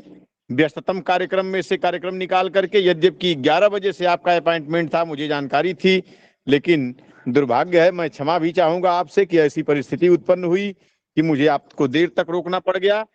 मैं मीटिंग को आगे बढ़ाते हुए सादर निवेदन करूंगा नरेंद्र साक्य जी, राष्ट्रीय संयुक्त सचिव नासेर संगठन युवा प्रकोष्ठ। मेरी आवाज सुन पा रहे हो तो कम से कम समय लेते हुए आप अपना उद्बोधन देंगे। भाई नरेंद्र साक्य जी, मेरी आवाज आप तक जा पा रही हो तो आप अपना स्पीकर ऑन करके आशीर्वाद ग्रहण करें और मंच पर उपस्थित होकर अपने उद्बोधन को जारी करें। आदरणीय भाई नरेंद्र साक्य जी। बहुत बहुत धन्यवाद आदरणीय तिवारी जी, हमें धन्यवाद सर। ना सिर्फ इस वैश्विक मंच पे आपने बोलने का मौका दिया, उसके लिए मैं आपको सादर प्रणाम करता हूं और ना सिर्फ की इस मीटिंग में जुड़े हुए सभी साथियों का हृदय से आभार व्यक्त करता हूं। जैसा कि हमारे विद्वान वक्ताओं बड़े भाइयों ने पूरी तरह से स्पष्ट कर दिया गया है, सारी स्थितियों से आप अवगत हो चुके होंगे। एक बात है वो मेरे जहन में भी है और कहना भी चाहता हूं, बस ज्यादा समय नहीं लेते क्योंकि मीटिंग विलंब से चल रही है। तो बस अंत में यही कहना चाहूंगा कि सभी साथियों से निवेदन है कि इस तरह के पत्र तो सरकारों के द्वारा जारी होते रहे हैं और होते रहेंगे। हम अपनी जो प्रक्रिया है उस पर सही ढंग से चल रहे हैं और उस पर अक्षरांश अनुपालन होने में कतई देर भी नहीं है। तो अब हमें जरूरत है एक साथ एक मंच पे रहने की। हम इतने विगत सालों से एक साथ रहते आए हैं, अब और ज्यादा जरूरत है कि हम एक साथ रहें। बहुत पीक टाइम चल रहा है और इस नूतन वर्ष में सब कुछ सकारात्मक है और बहुत कुछ जल्दी ही हम सबको प्राप्त होने वाला है, जिसकी हमारे संगठन ने एक कल्पना की थी और उसको प्रतिरूप देने का मौका आ चुका है और हो भी चुका है, उसमें कोई संदेह भी नहीं है। और यही कहना चाहूंगा अंत में कि सब लोग संगठित रहिए और संघर्ष करते रहिए। संगठन का साथ देते रहिए। शारीरिक, मानसिक, वैचारिक, आर्थिक रूप से हम सबको एक दूसरे के साथ रहने की आवश्यकता है। और जो शक्ति हमने इकट्ठी की है वो एक बट वृक्ष के रूप में ना सिर्फ रूपी पेड़ पौधा जो है वो खड़ा हो चुका है, बस उसको सींचने की आवश्यकता है, वो हमें आजीवन फल देता रहेगा। मैं इन्हीं शब्दों के साथ अपनी वाणी को विराम देता हूं। तिवारी सर मीटिंग का संचालन आगे बढ़ाइए। जय नासिर, जय विशेष शिक्षक।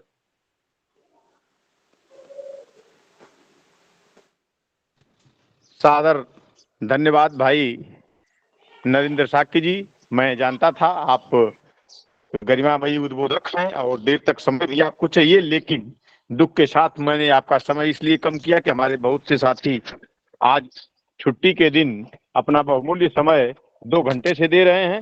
शिवांशु मिश्रा, प्रांतीय संयुक्त सचिव उत्तर प्रदेश नासेर संगठन, मेरी आवाज अगर सुन पा रहे हो तो छोटे भाई आप अपना स्पीकर ऑन करके सर्वप्रथम आशीष ग्रहण करें, और साथ ही साथ आपसे अनुरोध पूर्वक प्रार्थना है और आदेश भी है कि आप अपना उद्बोधन देकर हमारे साथियों को ऊर्जान्वित करें। आदरणीय शिवांशु मिश्रा। आदरणीय तिवारी सर, बहुत बहुत आभार आपका जो आपने हमें बोलने का अवसर दिया। सादर धन्यवाद सर। आज नासेर संगठन के महत्वपूर्ण वेबिनार, जिसका उद्देश्य विशेष शिक्षक की समस्याओं के निदान के लिए हमारे वक्तागण जुड़े हुए हैं। आदरणीय राष्ट्रीय अध्यक्ष श्री रजनीश पांडे जी, आदरणीय राष्ट्रीय उपाध्यक्ष चंद्रभान जी, और जितने नासेर के साथीगण हैं, मैं सबका हार्दिक स्वागत करता हूं। हम लोग आज दिव्यांग बच्चों को कैसे गुणवत्तापूर्ण शिक्षा मिले, इसके लिए हमारा संगठन नासेर हमेशा से ही प्रतिबद्ध रहा है। आज के विशेष शिक्षा के युग पुरुष आदरणीय रजनीश पांडे जी के अथक प्रयास और माननीय सर्वोच्च न्यायालय में 132/2016 जो रिट हुई है, वो दिव्यांग बच्चों और स्पेशल फील्ड के लिए बहुमूल्य साबित हुई है। लेकिन मैं देख रहा हूँ कि कुछ दिनों से जो नए साथी जो नासेर संगठन के जिन्होंने नहीं देखा है उनके संघर्षों को, वो बहुत जल्दी हताश हो रहे हैं और वो इस फील्ड में भ्रम की स्थिति पैदा कर रहे हैं कि 30 दिन में मतलब या 3 महीने में जो है ट्रेनिंग देकर वो टीचर बन रहे हैं, ऐसा वो लोग भ्रम फैला रहे हैं। हमारा मानना यह है कि सुप्रीम कोर्ट के आदेश का अनुपालन सरकार को करना ही पड़ेगा। कुछ राज्यों में तो भर्ती प्रक्रिया भी आरंभ हो गई है, धीरे धीरे सभी राज्यों को इसका अनुपालन करना होगा। मैं पूरे देश के विशेष शिक्षक साथियों से यही कहना चाहूंगा कि किसी को परेशान होने की जरूरत नहीं है। जब हम लोगों का सुप्रीम कोर्ट से जजमेंट आया, आरटीए एक्ट में संशोधन हुआ, तमाम राज्यों में भर्ती प्रक्रिया आरंभ हुई, तो धीरे धीरे उसका प्रदेश में भी, उत्तर प्रदेश में भी अनुपालन होगा। लेकिन अब क्या कहें, किसी को परेशान होने की जरूरत नहीं है, क्योंकि सुप्रीम कोर्ट ने CWSN आरटीए एक्ट 2009 में जो नियमावली बनी है, वो छात्र शिक्षक अनुपात भी तय हुआ है। अगर कोई भी ट्रेनिंग करके विशेष शिक्षक बनने की कोशिश करेगा तो उसे इस उपरोक्त प्रक्रिया से आना ही पड़ेगा। इसलिए किसी को कोई परेशान और हताश होने की जरूरत नहीं है। जल्द ही उत्तर ही प्रदेश नहीं अपितु सारे संपूर्ण भारत में ही सुप्रीम कोर्ट के आदेश का अनुपालन होगा, तो किसी को कोई परेशान होने की जरूरत नहीं है। मैं राष्ट्रकवि दिनकर जी की कुछ पंक्तियां समर्पित करना चाहूंगा कि सच है विपत्ति जब आती है, कायर को ही दहलाती है, सूरमा नहीं विचलित होते, क्षण एक नहीं धीरज खोते, विघ्नों को गले लगाते हैं, कांटों में राह बनाते हैं। मैं इन्हीं पंक्तियों के साथ ज्यादा समय न लेते हुए अपनी वाणी को विराम देता हूँ। बहुत बहुत धन्यवाद। जय नासिर शिक्षक, जय विशेष शिक्षक, जय रजनीश पांडे सर।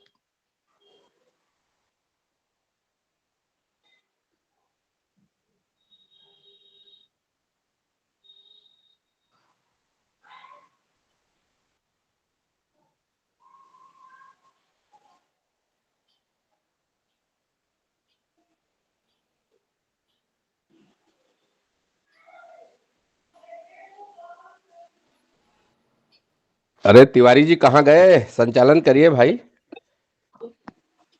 जी जी जी जी, अरे स्क्रीन पर से हट गया था, खोज रहे थे। महफिल में बुला लिए हैं, खोज रहे थे, महफिल से बाहर चले गए थे। अरे आप परिदृश्य से बाहर कहाँ रहेंगे। आज आप तो बृहत भूमिका में हैं। आज के कार्यक्रम में हमारे साथ उपस्थित बड़े भाई चंद्रभान द्विवेदी जी, बड़े भाई नागेश जी और 3 हमारे छोटे भाई अमरीश यादव जी, नरेंद्र शाक्य, शिवांशु मिश्रा। हमारी एक टीम, एक सशक्त टीम चाहे वे फ्रेशर साथी हों, चाहे वे कार्यरत हों, चाहे वह 90 दिवसीय नहीं 900 दिवसीय प्रशिक्षण हो, या उत्तर प्रदेश में योग्यता खोजने का प्रश्न का लेटर, इन विषयों को लेकर के जितने उद्वेलित होते हैं, उद्वेलित वही होते हैं जो आदेशों को पढ़ते नहीं हैं। उद्वेलित वही होते हैं जो आदेशों के लिए जब बैठकें होती हैं तो जुड़ते नहीं हैं। उद्वेलित वही होते हैं जिन्हें कहने का मन तो नहीं कर रहा है, लेकिन अंतर्मन से संगठन का सहयोग नहीं करते। अगर आप संगठन के साथ सांगठनिक व्यवस्था के रूप में जुड़े हुए हैं तो right to free and compulsory education की लिखी हुई लाइनों को धरती पे आने में कितना समय लगेगा? जब जुड़े हैं इतने लोग, जब जुड़े हैं इतने साथी, तो एक बेहतर व्यवस्था को सृजित करने और पुष्पित और पल्लवित करने में अब हमें 2 पंक्तियां ही केवल सहारा बनेगी कि कदम मिलाकर चलना होगा। वीर जवानों के पदरज को निज माथे पर मलना होगा, राजनीति के घन चक्कर से मिलकर आज उबरना होगा, कदम मिलाकर चलना होगा। हम एक ऐसी परिस्थिति में खड़े हैं। गए तो थे हमारे बड़े भाई चंद्रभान द्विवेदी जी ने शब्दों का जाल घुमा करके पहुंचा दिया वहां पर आपको कि प्रमुख सचिव के पास जा करके और निवेदन किया गया था कि बस दे दो, केवल 5 गांव रखो अपनी धरती तमाम। लेकिन कहना पड़ा याचना नहीं अवरण होगा, जीवन जया की मरण होगा। वाह तिवारी जी, महफिल में वो आएंगे नहीं, महफिल में वो पकड़ के आएंगे और वो आकर के नृत्य करेंगे महफिल में। जो आज अपने आप को पेपरों के जाल में उलझाए हुए हैं। और रही बात संवेदीकरण के प्रशिक्षण का, गुंजायमान मैंने चंद्रभान जी के आशीष से, रजनीश जी के आशीष से, नागेश जी के आशीष से मैंने गुंजायमान लखनऊ के उस हाल को उसी समय कर दिया था जब मैंने खड़ा होकर कहा कि संवेदीकरण के प्रशिक्षण की आवश्यकता सबसे पहले अगर कहीं है तो जवाहर भवन को है, इंदिरा भवन को है। संवेदीकरण की आवश्यकता प्राइमरी टीचर्स को नहीं है, वे ऑलरेडी संवेदीकृत है। अगर असंवेदीकृत कोई है तो ऊपर बैठा हुआ हमारा मंत्री, ऊपर बैठा हुआ हमारा सचिव, ऊपर बैठे हुए हमारे ऑफिसर्स, उनको पता नहीं है कि क्या होना चाहिए। उनको पता अगर इस बात का नहीं है कि क्या होना चाहिए, कागजों का खेल खेल रहे। अच्छा, सुप्रीम कोर्ट चले गए, ये प्रश्न था एक प्रदेश स्तर के अधिकारी का। अच्छा, सुप्रीम कोर्ट चले गए, मैंने पलट के जवाब दिया कि रोकने की शक्ति है क्या आपके पास? अरे नौकरी से निकाल सकते हो यार, इससे ज्यादा क्या कर सकते हो? योग्यता होगी तो हम अपने राष्ट्र के निर्माण के लिए राजाओं का सृजन कर सकते हैं। हमने सीखा छोड़ा था तो धरा की परिस्थिति को परिवर्तित किया था। आज परिस्थितियां ऐसी ही हैं कि हम एक ऐसे भविष्य की तरफ बढ़ रहे हैं और अपने कर्मों को, अपने जिस कर्मों को कर रहे हैं उन कर्मों के माध्यम से उसका प्रतिफल हमारे आपके सबके सामने निश्चित रूप से आ रहा है। हम एक ऐसे को जुबान देते हैं जो बोल नहीं सकता, हम एक ऐसे को संसार दिखाते हैं जो देख नहीं सकता। बस अंडर एस्टिमेट कर लेते हैं अपने आप को, असहाय महसूस कर लेते हैं अपने आप को। हमारे साथ 7 इंच 6 इंच 8 इंच की दूरी पर बैठने वाला मेरा पढ़ाया हुआ प्यारा बच्चा लिख रहा है मंच पर, मुझे शर्म के साथ कहना पड़ रहा है कि हम बहुत निराश हैं, हम बहुत उदास हैं। किस उदासी में हो जब इतना सुनहला सफर तुम्हारे सामने खुलने जा रहा है। बीएचयू में बीएड करते समय कहीं संसार में स्पेशल एजुकेटर का नाम नहीं था, लेकिन पढ़ा गया और किया गया, और ये मन से किया गया। यह दिशा और यह क्षेत्र ऐसा है जहां बीजारोपण करके इस पांडव वन को आर्यावर्त बनाया जा सकता है, इंद्रप्रस्थ बनाया जा सकता है, और बनाया गया। परिस्थितियां आज पुष्पित और पल्लवित हो रही हैं। मैं भाई चंद्रभान द्विवेदी जी से अनुमति लेकर के मीटिंग को समापन की घोषणा करना चाहूंगा, लेकिन इसके पहले प्रश्न लेना चाहूंगा कि अगर किसी साथी का कोई ज्वलंत प्रश्न हो तो आप उसे पूछ सकते हैं। एक बात ये मत पूछने का प्रयास करिएगा कि ज्योतिषी जी बता दीजिए अंतिम आदेश किस दिन होगा और पेंशन किस दिन मेरे खाते में चली जाएगी, पेमेंट किस दिन मेरे खाते में चली जाएगी। कोई प्रश्न किसी साथी का किसी राज्य से? हेलो। जी मैम बताएं। हाँ सर, मेरा रजिस्ट्रेशन हो गया है You are और from? 2000 सर, वो RCI registration name of state? वो मेरा नाम लक्ष्मी सेठ है, उड़ीसा से बोल रही हूँ। जी मेरा रजिस्ट्रेशन हो गया है, लेकिन मैं सीआरई जी प्रोसेस करने के लिए तैयार हूँ। वो जो होगा वो 0.8 होगा क्या? जी होगा, बिल्कुल होगा। हाँ, ये बात पूछने के लिए आपको फोन किया था। बिल्कुल होगा, बिल्कुल होगा। Thank you sir. Thank you. Sir जैसे एक लड़ाई पंजाब से उबर के आने दीजिए, एक लड़ाई से उबर के आने दीजिए। अभी हमारे विशेष शिक्षकों को पांव जमाने दीजिए। तैयारी भी होगी, लेकिन पैसा भी सर उनका होगा और समय भी उनका होगा, स्थान भी उनका होगा। केवल प्रोफेशनल्स हमारे होंगे। सर जैसे पंजाब ने एफिडेविट में 2 साल का समय मांगा है, क्या सर उनको दिया जाएगा ये समय? 2 साल में जेल विज्ञापन चले जाएंगे निकालना वो। प्रारंभ कर देंगे तो दिया जा सकता है, क्योंकि लक्ष्य बड़ा है। प्रत्येक विद्यालय में एक शिक्षक अपॉइंट करना लक्ष्य बड़ा है, समय दिया जा सकता है, लेकिन आंशिक शुरुआत करनी नंबर पड़ेगी आप उनको। शुरुआत तो करनी ही पड़ेगी वहाँ तुरंत। कार्य की शुरुआत उनको करनी पड़ेगी। 3911 अगर उनके पास 5000 विद्यालय है तो उनको कम से कम 2000 निकालना पड़ेगा, इसके बाद आगे करते रहेंगे। सर 4000 वैकेंसी का स्टेटस दिखाया और 2 साल का समय मांगा है सर उन्होंने। हाँ नंबर तो ऑफ क्रमशः स्कूल्स कितने करेंगे, हैं? क्रमशः कर देंगे वो।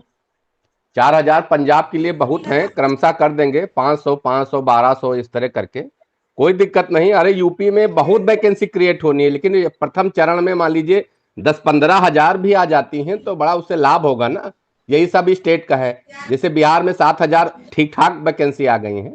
आगे जैसे जैसे बढ़ता जाएगा ये प्रोसेस चलता जाएगा, इसमें कोई समस्या नहीं, कोई लोग परेशान न हो।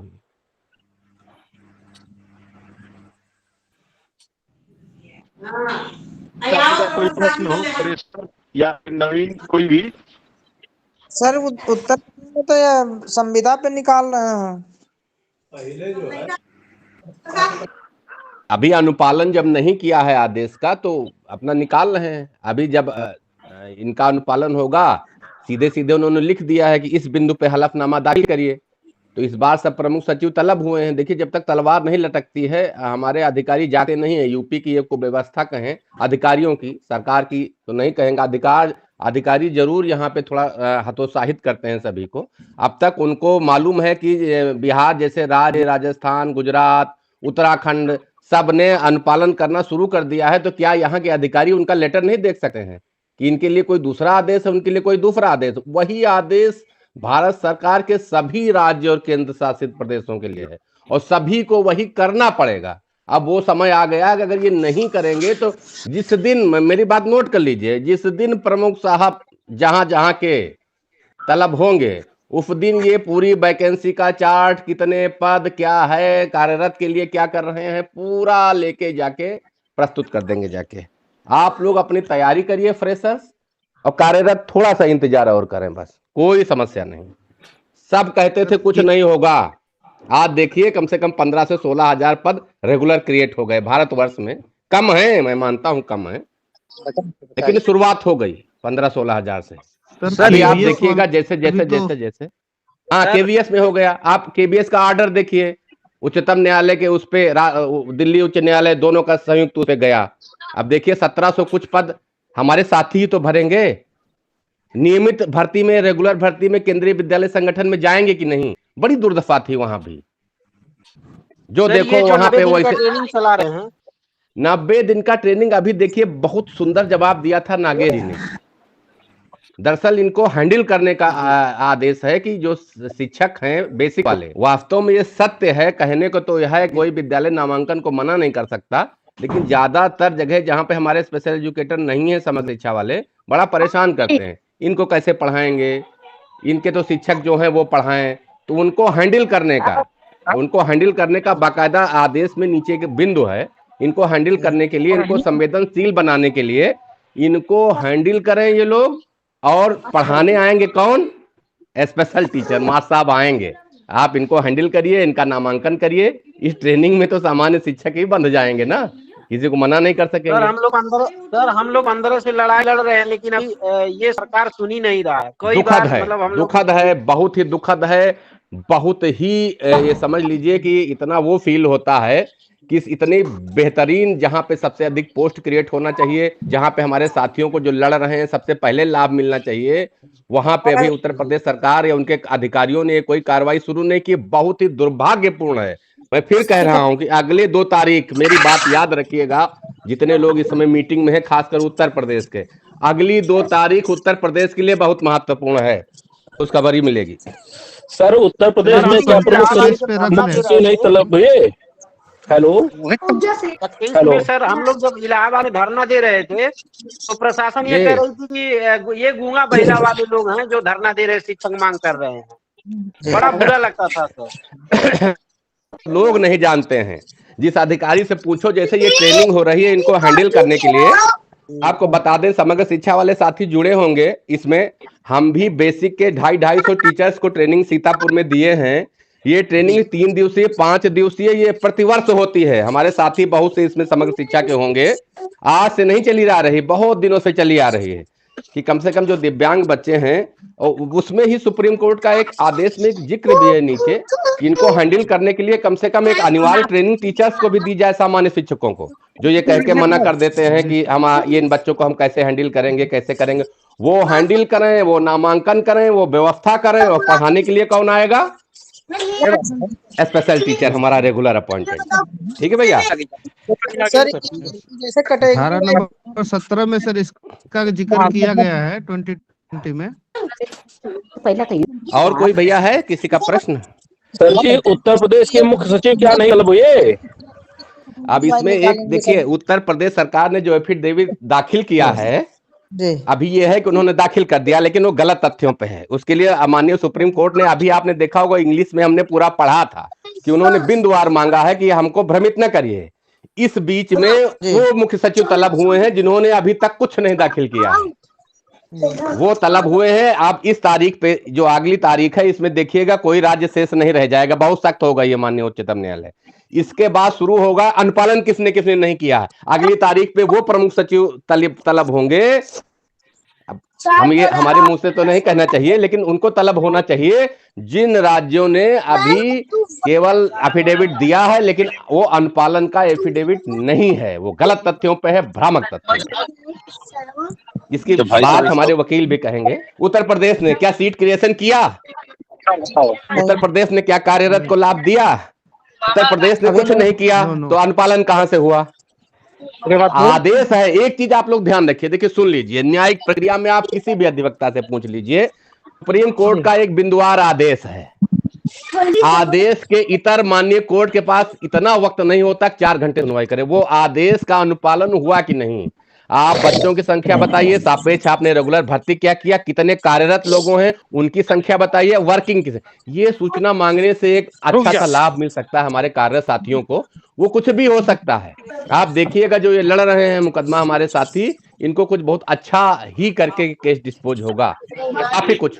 उसके लिए बहुत कुछ हम लोग नहीं कर सकते क्योंकि माननीय न्यायालय का अपना रुख है। भाई साहब मेरा एक प्रश्न था जी। प्रश्न ये है कि मान लीजिए बिहार सरकार ने अभी स्पेशल एजुकेटर 50 वर्ष तक की छूट दी है, जैसे उम्रदराज लोग भी दे सकते, परीक्षा बैठ सके, ऐसा ही कुछ मंगल में या राज्यों में भी होगा? यही मुझे पूछना था। उसके हाँ, अरे मैं तो बड़ा खुश हूँ। आपको बता दूं, जिन चीजों की मांग वर्षों से की जा रही है, बिहार ने पता नहीं कौन वो धन्य के अफसर हैं कि 2 मिनट में मांगों को पूरा कर दिया। 10 साल आयु सीमा में छूट दे दी, 7000 कुछ वैकेंसी निकाल दी। ऐतिहासिक कार्य किया वहां के अधिकारी, वहां के सरकार को धन्यवाद देना चाहिए। बिल्कुल बिल्कुल। ये सब जगह, और ये एक राह भी खोल दिया है। ऐसा नहीं है क्योंकि अनुपालन उत्तर प्रदेश में शुरू हो तब ये बात शुरू की जाए कि सर उत्तर प्रदेश में भी हमारे साथी इतने साल से रेगुलर वैकेंसी नहीं आई और एज हो चुके हैं। बिहार ने देखिए 10 साल की छूट दे दी या उन्होंने अपना करा दिया, लेकिन ये तो तब जी माने ये तो तब है जब यूपी अनुपालन शुरू करे, कार्यरत को कुछ लाभ दे दे, वैकेंसी की संख्या बता दे, शुरुआत करे, तब ये बात आगे आती है। अभी तो यूपी ने शुरुआत ही नहीं किया है ना। वैसा ही ना, मैं अन्य राज्यों की बात भी बोल रहा हूँ। मान लीजिए मिसाल के तौर पर बिहार है, जैसे पश्चिम बंगाल में ये लोग भी आनाकानी कर रहे हैं बोलने में। राज्य संप्रभु है, राज्य की बड़ी शक्तियां हैं। राज्य अभी चाहे तो पूरे जितने राज्य हैं कि सबको उठा के रेगुलर कर दे, किसी उसको लाके एक आदेश। एकदम राज्य चाहे तो आज से ही सबके वेतन बैंड जो संविदा पे कार्यरत है सब पूरे राज्य में कर दे। उड़ीसा में देखो जितने रेगुलर थे संविदा वाले शिक्षक, सबको कहा इनको रेगुलराइजेशन करो। राज्य को तो बहुत पावर है, लेकिन राज्य कितना संवेदनशील है इस पे निर्भर है। अब बिहार ने संवेदनशीलता दिखाई जी, बिहार ने संवेदनशीलता दिखाई और राह दिखा दी दूसरों के लिए मिसाल बन करके कि आगे आने वाले समय में भी लोग इसी को दिखा सके। लेकिन बिहार ने अभी कार्यरत के लिए कोई आदेश नहीं किया। ये उम्मीद है, वो भी एक पार्ट है आदेश का, वो भी आएगा। हमारे साथियों को निराश होने की जरूरत नहीं है। क्या सर उड़ीसा में सबको रेगुलर वेतनमान मिल जाएगा क्या? आदेश तो वहाँ का वही है, बाकी उड़ीसा वाले जाने। बिहार में 50 वर्ष जो पार कर चुके हैं उनके लिए भी कभी कुछ व्यवस्था हुआ नहीं। बिहार में 10 साल चूंकि छूट दी है, तो 37 शायद वहाँ की एज है, तो 47 तक के लोग भर सकते हैं। तो 10 साल में कम से कम 15-20 हजार लोग कवर हुए हैं। और आपको बता दें 7,279 संख्या मामूली नहीं है। भारत के इतिहास में सबसे ज्यादा वैकेंसी रेगुलर निकालने की शुरुआत की है बिहार ने। कहीं नहीं निकली, किसी राज्य में नहीं निकली। नहीं कमाल कर दिए, कमाल। सुनिए कि अभी 200 कितना अभी टीजीटी वाले टीचर नहीं स्पेशल एजुकेशन में नियुक्त हुए हैं। अरे भविष्य बन गया भाई। बाकी साथी बताओ 15-15 सालों से समग्र शिक्षा में झेल रहे हैं, और हमारे साथी मुश्किल से 2 महीना में नियुक्ति पा गए। और थोड़ा सरकार का इधर उधर हो रहा है, नहीं तो ये परीक्षा होके 2 महीना में 3 महीना में ये भी नियुक्ति पा जाए। समझिए कि 8,000 के करीब शिक्षक रेगुलर अपॉइंट हो जाएंगे बिहार में। आश्चर्यजनक है, बहुत ही उत्साहवर्धक, बहुत बड़ी उत्साहवर्धक एकदम। यही यूपी में होना चाहिए। यूपी में 20,000 सीट निकाल के कार्यरत को लाभ देके 1-2 आदेश 3 पारित करने हैं। समझ लीजिए कि सब लगभग कवर हो जाएंगे लोग। यूपी में भी ऐसा ही होगा, यूपी में ऐसा ही होगा। यूपी के अधिकारी थोड़ा सा भ्रमित कर रहे हैं कोर्ट को, लेकिन कोर्ट बिल्कुल स्पष्ट है एकदम। कोर्ट ने मांग लिया है ये बिंदु, वहां ये देखा जाएगा। वहां 24 पेज का वो नहीं पढ़ते हैं। इन बिंदुओं पे हमने आदेश किया, इन बिंदुओं पे क्या है। हाँ, कैटेगरी वाइज कुछ लोगों को लाभ हो जाएगा, जैसे बहुत लोग HIV। हाँ, हम लोग जैसे बचपन से जानते हैं जैसे कोर्ट ऑफ रिकॉर्ड्स, हाँ supreme court is court of record. यहाँ काम होता है। इससे पहले क्या हुआ है, उसी आदेशानुसार वो लोग अपना भाई एक फाइनल ऑर्डर हो गया। और देखिए फिर से अभी हमने अपने वक्तव्य में कहा, अमरीश यादव जी ने कहा कि कोर्ट ने केस को छोड़ा नहीं। अब आप समझ लीजिए संवेदनशीलता कोर्ट की। भाई फाइनल ऑर्डर हो गया तो हो गया जी। बस फिर हम लोग, कोर्ट ने छोड़ा ही नहीं, वो अपने ऑब्जर्वेशन, अपने संरक्षण में इसमें एक बिंदु का अनुपालन करा रही है। और जो वर्तमान परिस्थितियां हैं, आप लोग भी समझते हैं कि मुख्य सचिव को तलब करना बड़ा आसान काम नहीं है। कोर्ट ने तलब करके बड़ा साहब दिखाया। देखिए सब मुख्य सचिव कोर्ट आ गए। अरे साहब हम करने को राजी हैं, हम राजी हैं। कोर्ट की अगली सुनवाई इसी तरह उत्तर प्रदेश का भी होगा। 5 फरवरी को है संभवतः डेट। सर लगती है कि ट्रेड वाइज वैकेंसी निकाल रहे हैं या ऐसा? देखिए स्पेशल एजुकेशन प्राइमरी में जो रहता है, इसीलिए मैं सबसे कह रहा हूं कि क्या आगे आ जाए। एलिजिबिलिटी तो पूरी ही करनी होगी जी। मान लीजिए इसलिए तैयारी करके टेट सीटेट भी निकाल दीजिए। आप सब लोग जो फ्रेशर्स हैं, सब युवा हैं, अच्छे सीटेट एक ऐसी चीज है, निकाल दीजिए। भारत के प्रत्येक राज्य में काम करेगा। तो थोड़ा कोचिंग कर लीजिए, बैठने से अच्छा है। निकाल दिए हम तो भाई रेगुलर भर्ती, कितने साथी रिटायर हो गए, चले गए इसी आस में कि रेगुलर भर्ती आएगी। तो अब जो नए साथी आ रहे हैं उनके लिए समझिए कि ये अवसर कितना बड़ा है, स्वर्णिम अवसर ना सिर्फ संगठन भाई रजनीश पांडे और उनकी टीम ने उपलब्ध कराया है। रेगुलर भर्ती 7,000 बिहार में हो जाए, 7,000 भर्ती रेगुलर टीचर, एक स्वप्न था स्पेशल एजुकेशन फील्ड के लिए, साकार हो गया। सीटेट निकाल दिया, दही अर्हता पूरी करनी होगी। कई राज्य में जो अर्हताएं हैं वो तो पूरी करनी पड़ेंगी। हेलो सर नमस्कार जी जी। हम सीटेट का तो नहीं है सर, सॉरी मैं बोलना चाहूंगी। अरे राज्य का टेट हो, आपके राज्य में है तो राज्य का टेट है। हाँ BSTET का है पात्रता। अरे बिल्कुल एकदम समझिए, जो निकल गया वो भी निकल जाएगा, परेशान न होइए। हाँ बिल्कुल। अभी तो डेट फाइनल नहीं है ना सर, फरवरी में है। हाँ तिवारी जी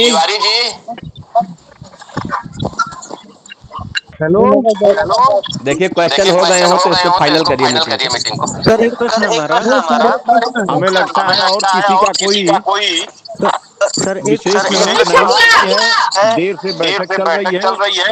मीटिंग के औपचारिक समापन की घोषणा राष्ट्रीय उपाध्यक्ष की उपस्थिति में उनके उद्बोधन से और उनके आशीष से किया जाता है।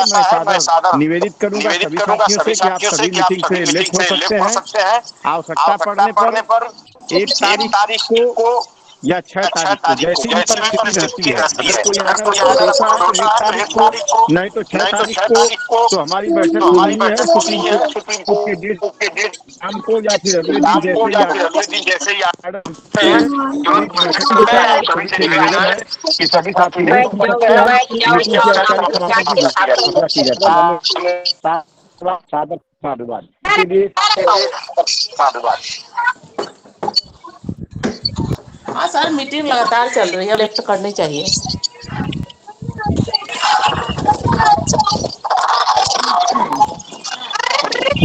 तुम्हें घर आओ तो बताएं। धन्यवाद सर।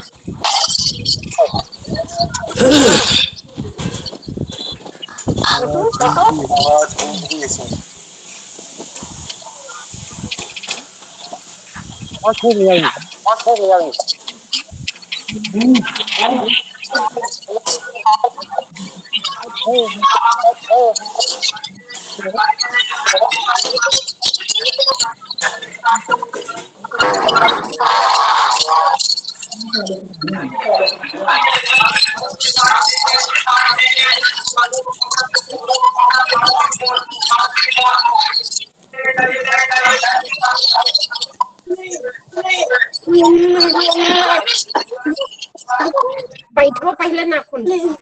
Hello sir. हमारा बात मत मानो।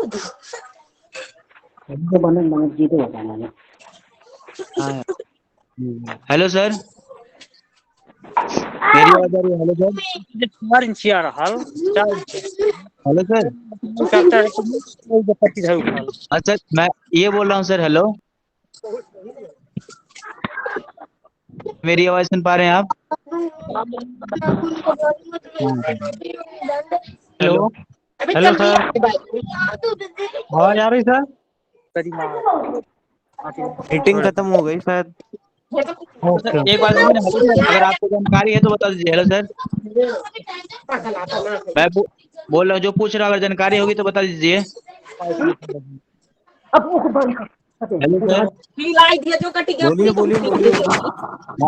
मैं ये कह रहा हूँ, हाँ रुक जाइए, मैं ये कह रहा हूँ ना सर कि जो बिहार सरकार ने बीएसएससी का जो फॉर्म निकाला है जिसमें 11,000 के तकरीबन वैकेंसी है, तो क्या उसमें सेंटर राइटर प्रोवाइड करवाएगा या आदमी खुद राइटर ले जा सकता है? इसका क्या प्रोसीजर, इसके बारे में हमें कुछ इन्फॉर्मेशन देंगे सर? गाँव को लेके गए क्या सर?